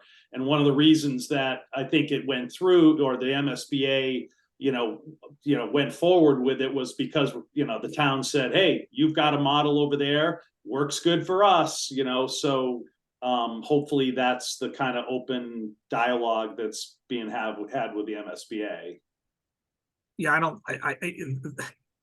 don't think there's been a ton of dialogue with the MSBA, because once you're in the process, they're not really talking to you at that level of depth. That said, their assessment for this is, as I understand it, is to look at what are the options, right? I mean, it's not, what are the things you need? How do you address them? Is it an extension, an expansion? Is it a renovation? Is it a brand new building? I mean, those are all questions that this next study will help answer. And also, what does it cost, right? And what's the most economical way of getting it done? Well, fingers crossed they give us the thumbs up in December. I got Mary, then Jean. Yes, so just to clarify, the MSBA could defer us for another year or two, or recommend a rebuild or a renovation, one or the other. So it's not necessarily just a yes, thumbs up, you're tearing that building down and building something else.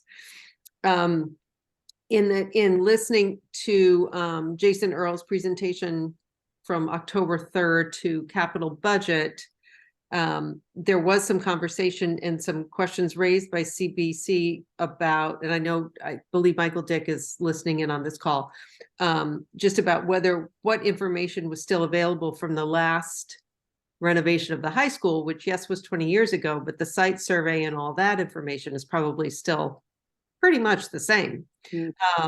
So I see Jean on now, so she can probably add some color to that. So we did search the town archives, including our building records. We did not find anything, even though we hope to do so. The next step would probably be we would have to FOIA the MSBA or ask them for it, whichever one is quicker. And to the extent that we got that information from them, we would use it, but we weren't able to locate anything within our town records, which unfortunately is not surprising to me. I think I had Jean next. Right. Christina? Just a point to Mike's question. The MSBA typically has for lack of a better term, a portfolio of different building styles that have been built throughout the state. So if we stuck with one of those designs, that really does go a long way for pushing our process forward, our project forward. Again, just point of information. Diane? Two quick things. One, don't hit print on the new warrant because it has all the zoning articles in it and it's used up a half a ream of paper. And then secondly, just on the study, one of the questions that we talked about last year when this was presented was just, is this, and Chris, you kind of raced through this piece, but just, is this money going to help us? Is it going to answer some questions or get some of the research underway when we get to a point with the MSBA, hopefully that, you know, that we're actually looking at a renovation or a new building and we can say, well, we've already done $400,000 worth of this kind of work. Yes. Okay. And then just, that's good. Yes, and yes is good. We'll take it.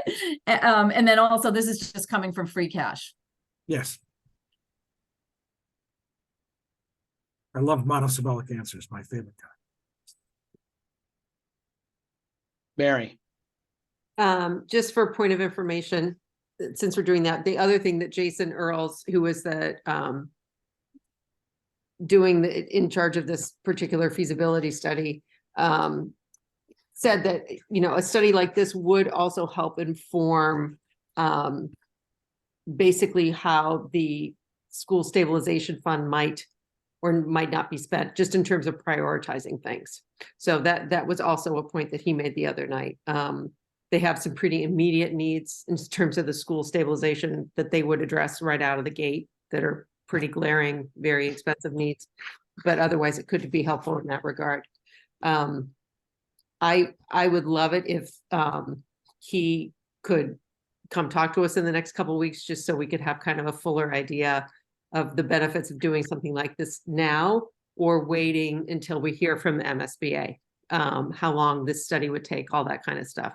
So Chris, I don't know if you or Jean have the answers to those questions, but I think it would be great if he had the time at some point to come talk to us.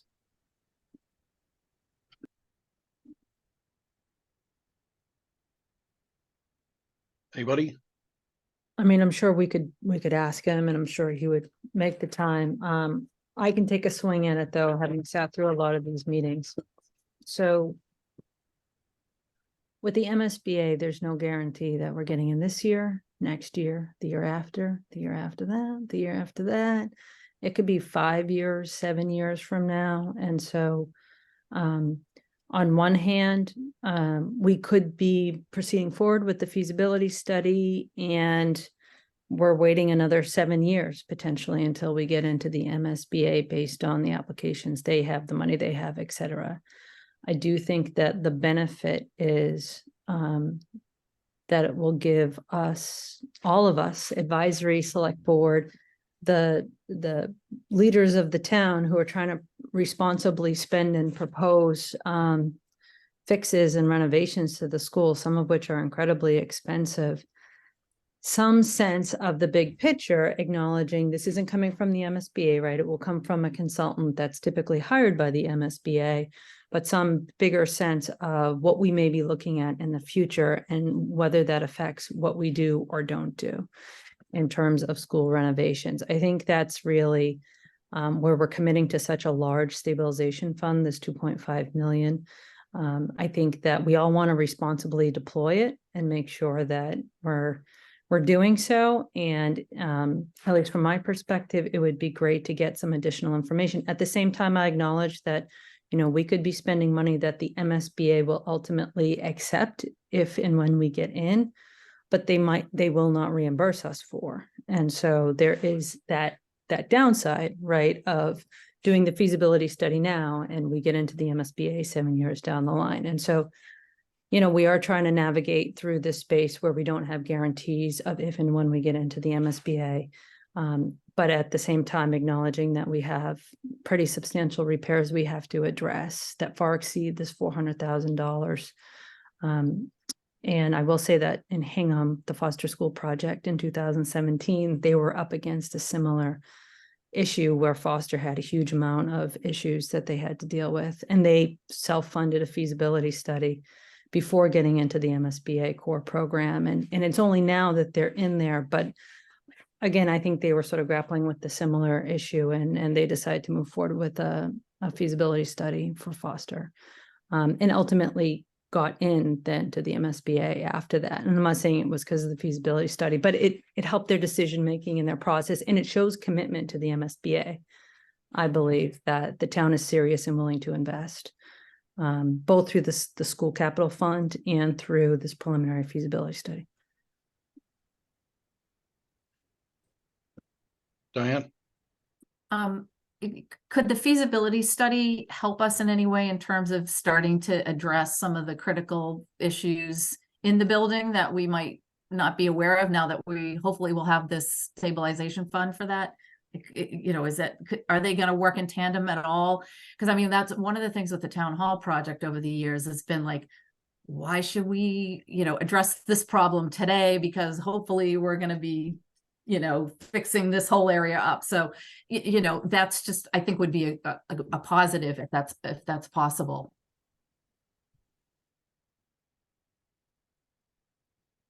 I think you're right, and that's exactly the mode that we're trying to avoid being caught between a rock and a hard place. I think with funding the capital fund for the schools, the stabilization fund, but at the same time having maybe a sense of where we might be headed in the future to help guide our strategic planning, including deployment of that fund. We may learn things from the consultants that might be surprising to all of us that help alter the trajectory of where we thought we were going, but maybe we go in a different place. And one thing I would add is that the warrant article also has in it a financial consideration of the option. So that's another component that is important, where it's not just any option that may exist, but whether Cohasset in fact can afford it, from the standpoint of that's something the MSBA will look at as well in terms of our tax base. Anyone else? Okay. Are we comfortable making a motion? Hearing no objection.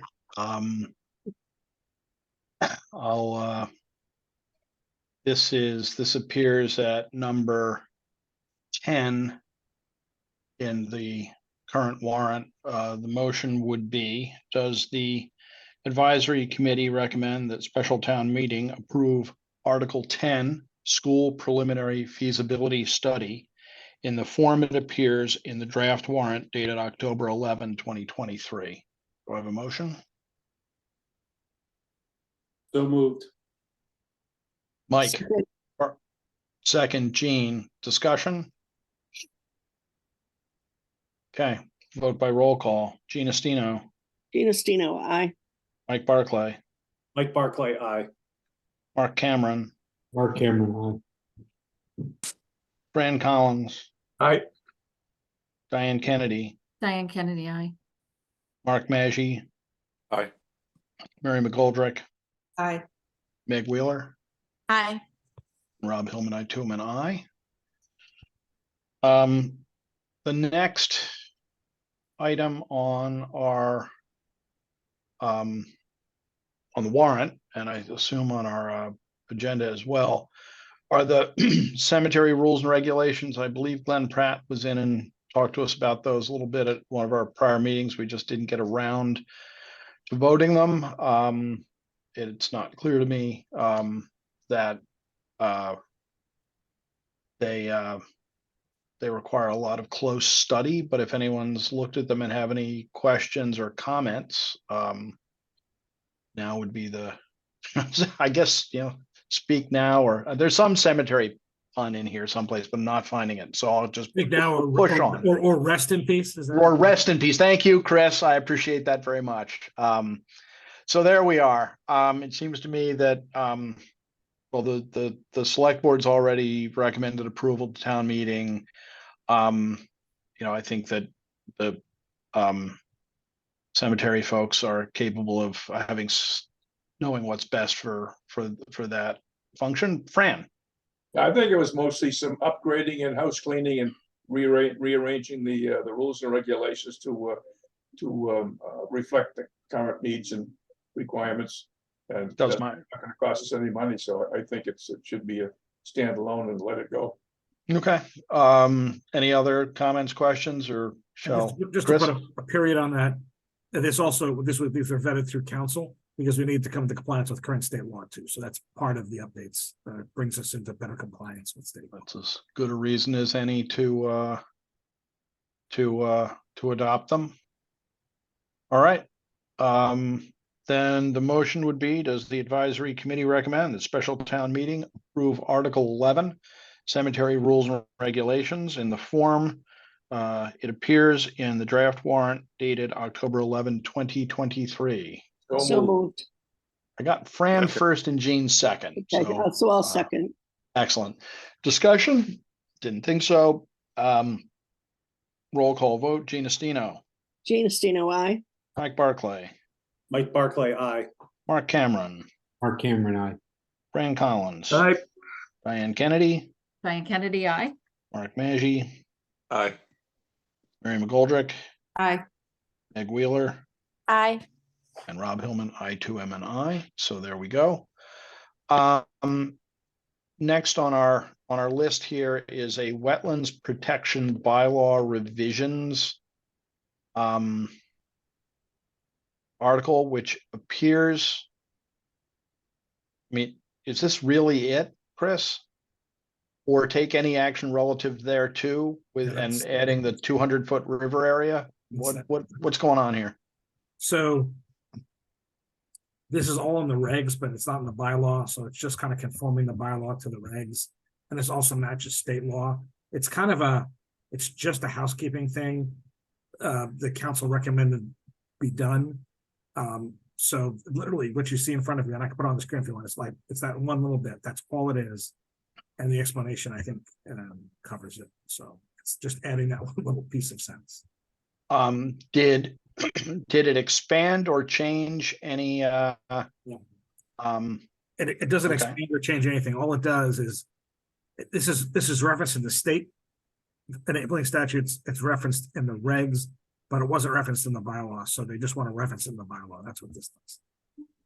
okay, and this has been vetted by and approved by council? Yes. Good. Okay, I mean, Fran, you've got a, Yeah, there was an issue that came up where the engineers did a survey of some property that was abutted the wetlands. And there was, and where they determined the boundary was from the 100-foot boundary, well, they had, and for years, they've been overlooking this riverfront protection area, which is 200 feet. So it was in the state laws, but around here, for some reason or other, the local engineers had not been either cognizant of it or ignored it or whatever. So this just sort of brings it up current, so everybody's playing by the same rules. That as far as the wetlands go, we have to go to the riverfront protection rule, and not just wherever the marshy areas end. That's sort of a very, very basic commentary on what happened, but sounds good. Yep. Any other comments, questions? In the absence of, then our motion would be,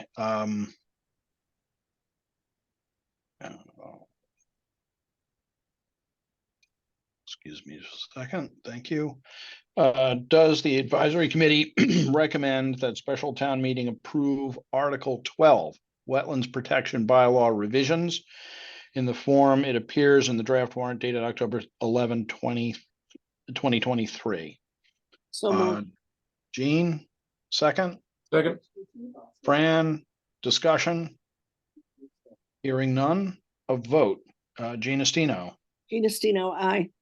Mike Barclay, Mike Barclay, aye. Mark Cameron, Mark Cameron, I. Fran Collins, aye, Diane Kennedy, Diane Kennedy, I. Mark Maggi. Aye. Mary McGoldrick, Aye. Meg Wheeler, Aye. and Rob Hillman, I too am an I. So,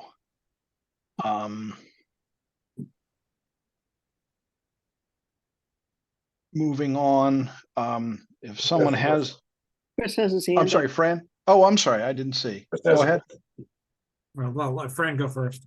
Fran, and then Chris. No, I think that So was it. there Chris was is up. there was one tweak made to Article 4 by the select board last night. And because we had a question about whether or not relocation expenses were covered under Article 5. So to be safe, $50,000 of free cash was put into Article 4 to cover any potential relocation expenses. I select board voted that on. We've since got an opinion from bond counsel today that relocation expenses are considered to be covered. So what I'm likely to do is go to the select board and say, we probably don't have to do this. We can just take it back out. But I'm just letting you know that's on there. The select board actually did vote it as an addition to Article 4 because council last night indicated that we're able to cover any moving expenses. We don't think it's gonna be a lot of them, quite frankly. It's not like we're moving up, big giant trailers and moving them from one part of the country to another, right? They're going a couple of streets over. That said, I don't know this will be necessary anymore, so I'm gonna circle back with the board. They're having a brief meeting tomorrow, Friday morning, so probably just take this out. But I'm just letting let you know that it was in there. And if for some reason the board wants to keep it, we technically haven't voted on it, so. Well, I think our vote, that's why we tie them into the specific draft, so that our vote kind of stands and doesn't need to be amended. If we need to revise this in some way, we can do it between now and town meeting, but it sounds like we don't have to if bond council doesn't care. Yeah, So, okay, and if the board wants to keep it in, I'll just circle back with you between now and town meeting. So, okay. All right. be transparent about it, so. So if I hadn't sent them to everybody already, I just circulated 2 sets of minutes. One that Diane was good enough to catch me up with, and another that came in with both startling rapidity and completeness from Leontina, which is just the best thing ever. So turning your attention to the minutes of July 12, 2023. I copied you, Chris. I don't know whether it's necessary to put them on the screen, but does anyone, is everybody okay with them? Do you want to take a quick look? Does anybody have any suggestions? Are you comfortable voting to approve? Vote to approve.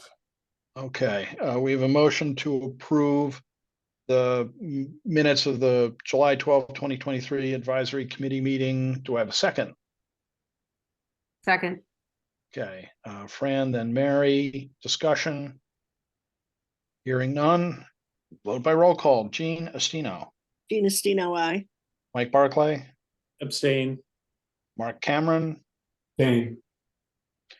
Fran Collins. Aye. Diane Kennedy, Aye. Mark Maggi. Aye. Mary McGoldrick. Aye.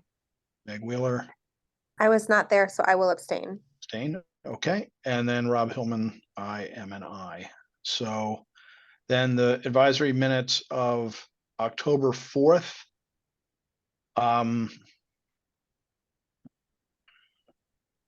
Take a minute to look at those.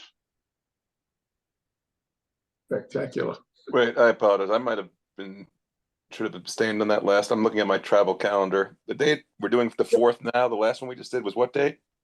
The Mark- July 12. Yeah, you weren't there, Mark. I noticed when I looked up to see if I was there.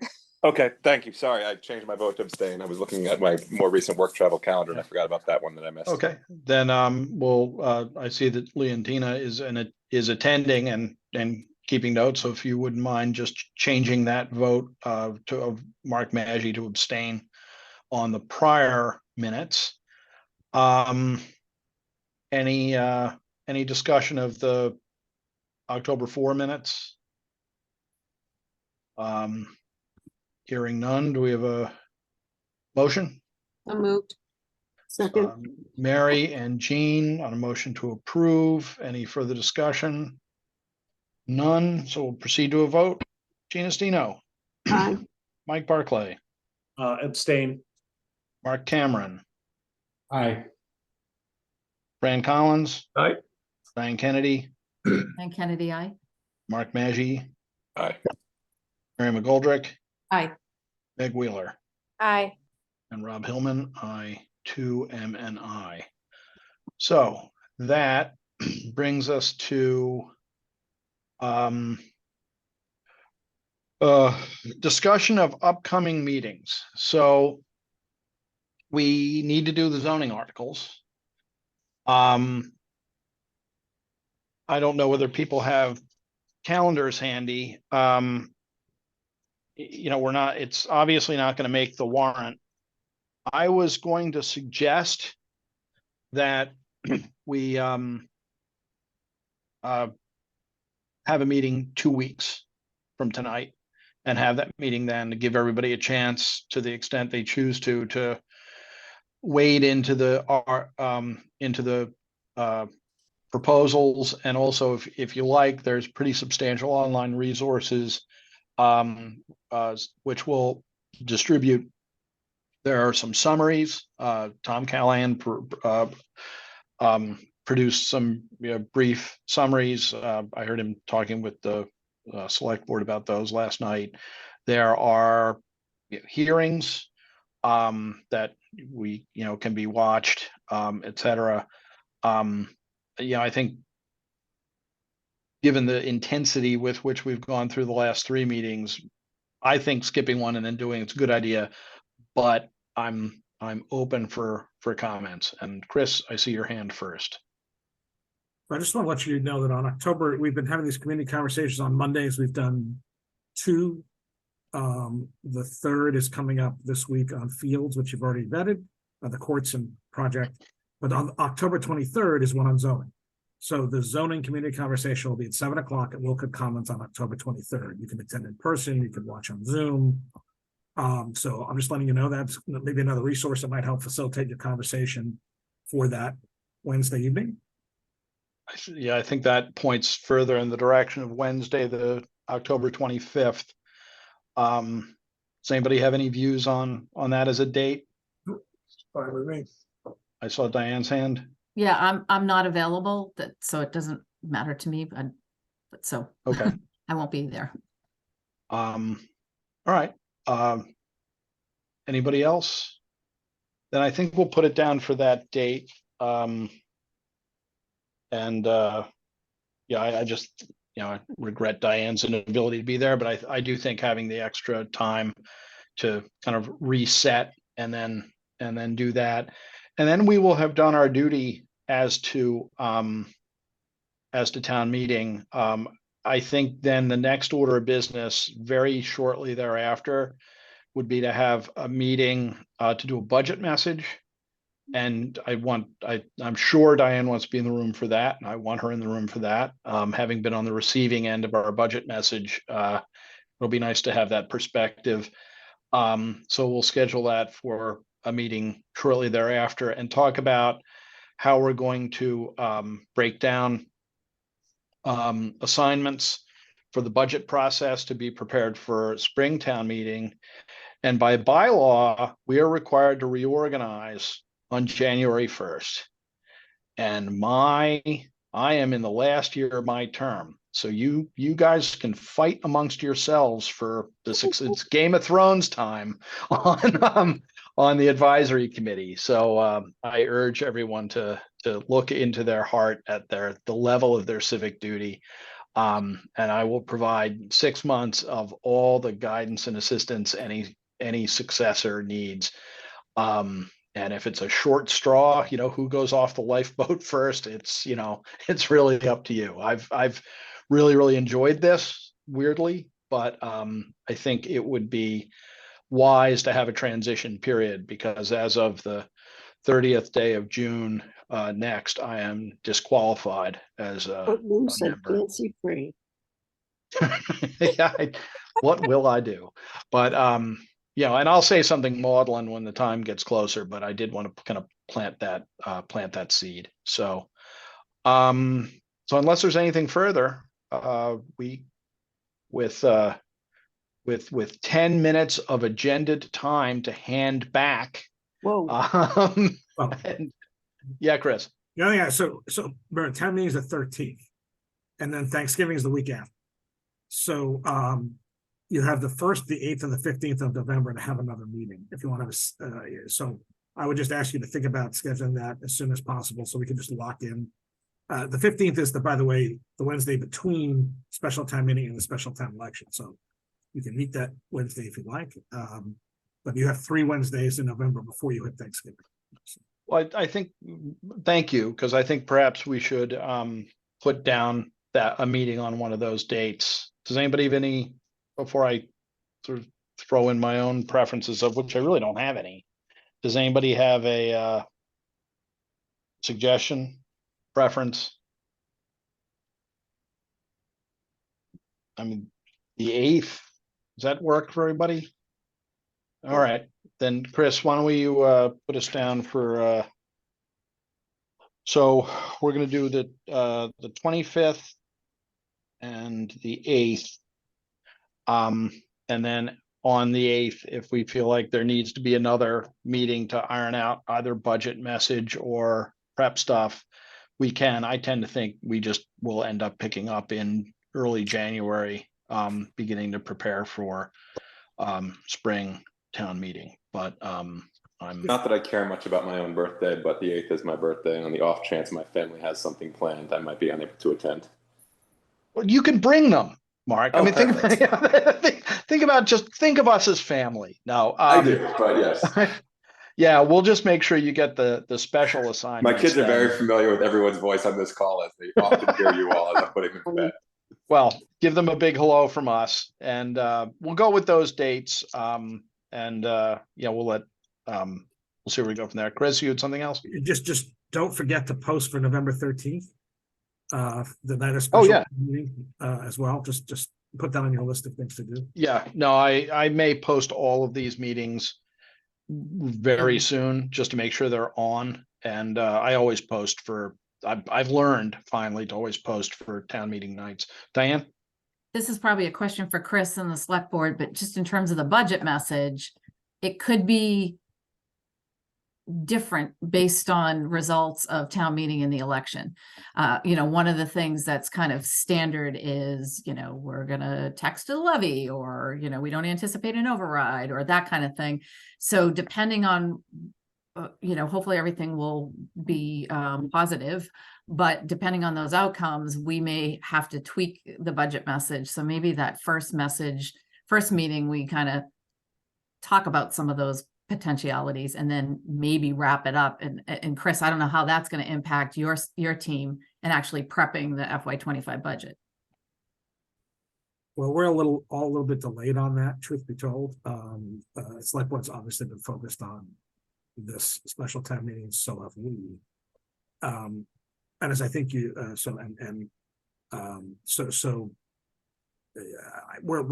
think there's time to get a message in. That said, I think you'd probably want to wrap it up as early in November as you could, simply because I think we're gonna have to have budget prep being, beginning by December at the latest, typically. So because we present a budget usually the end of January, so you can start vetting in February. That's just how I don't remember when town meeting is this year. I think it's the very beginning of May. Okay. Anything further? Motion to adjourn? So moved. second, Mary, second by Jean. Roll call vote. Gina Stino, Gina Stino, aye. Mike Barclay, Aye. Mark Cameron, Mark Cameron, Fran Collins, Aye. Diane Kennedy, Diane Kennedy, aye. Mark Maggi, Mark Maggi, aye. Mary McGoldrick, Aye. Meg Wheeler, Aye. Rob Hillman, aye. Very good. Thank you. We are adjourned. We'll see you in a couple of weeks. Good night. Good Hey, guys. night. See ya. Good night. Everyone.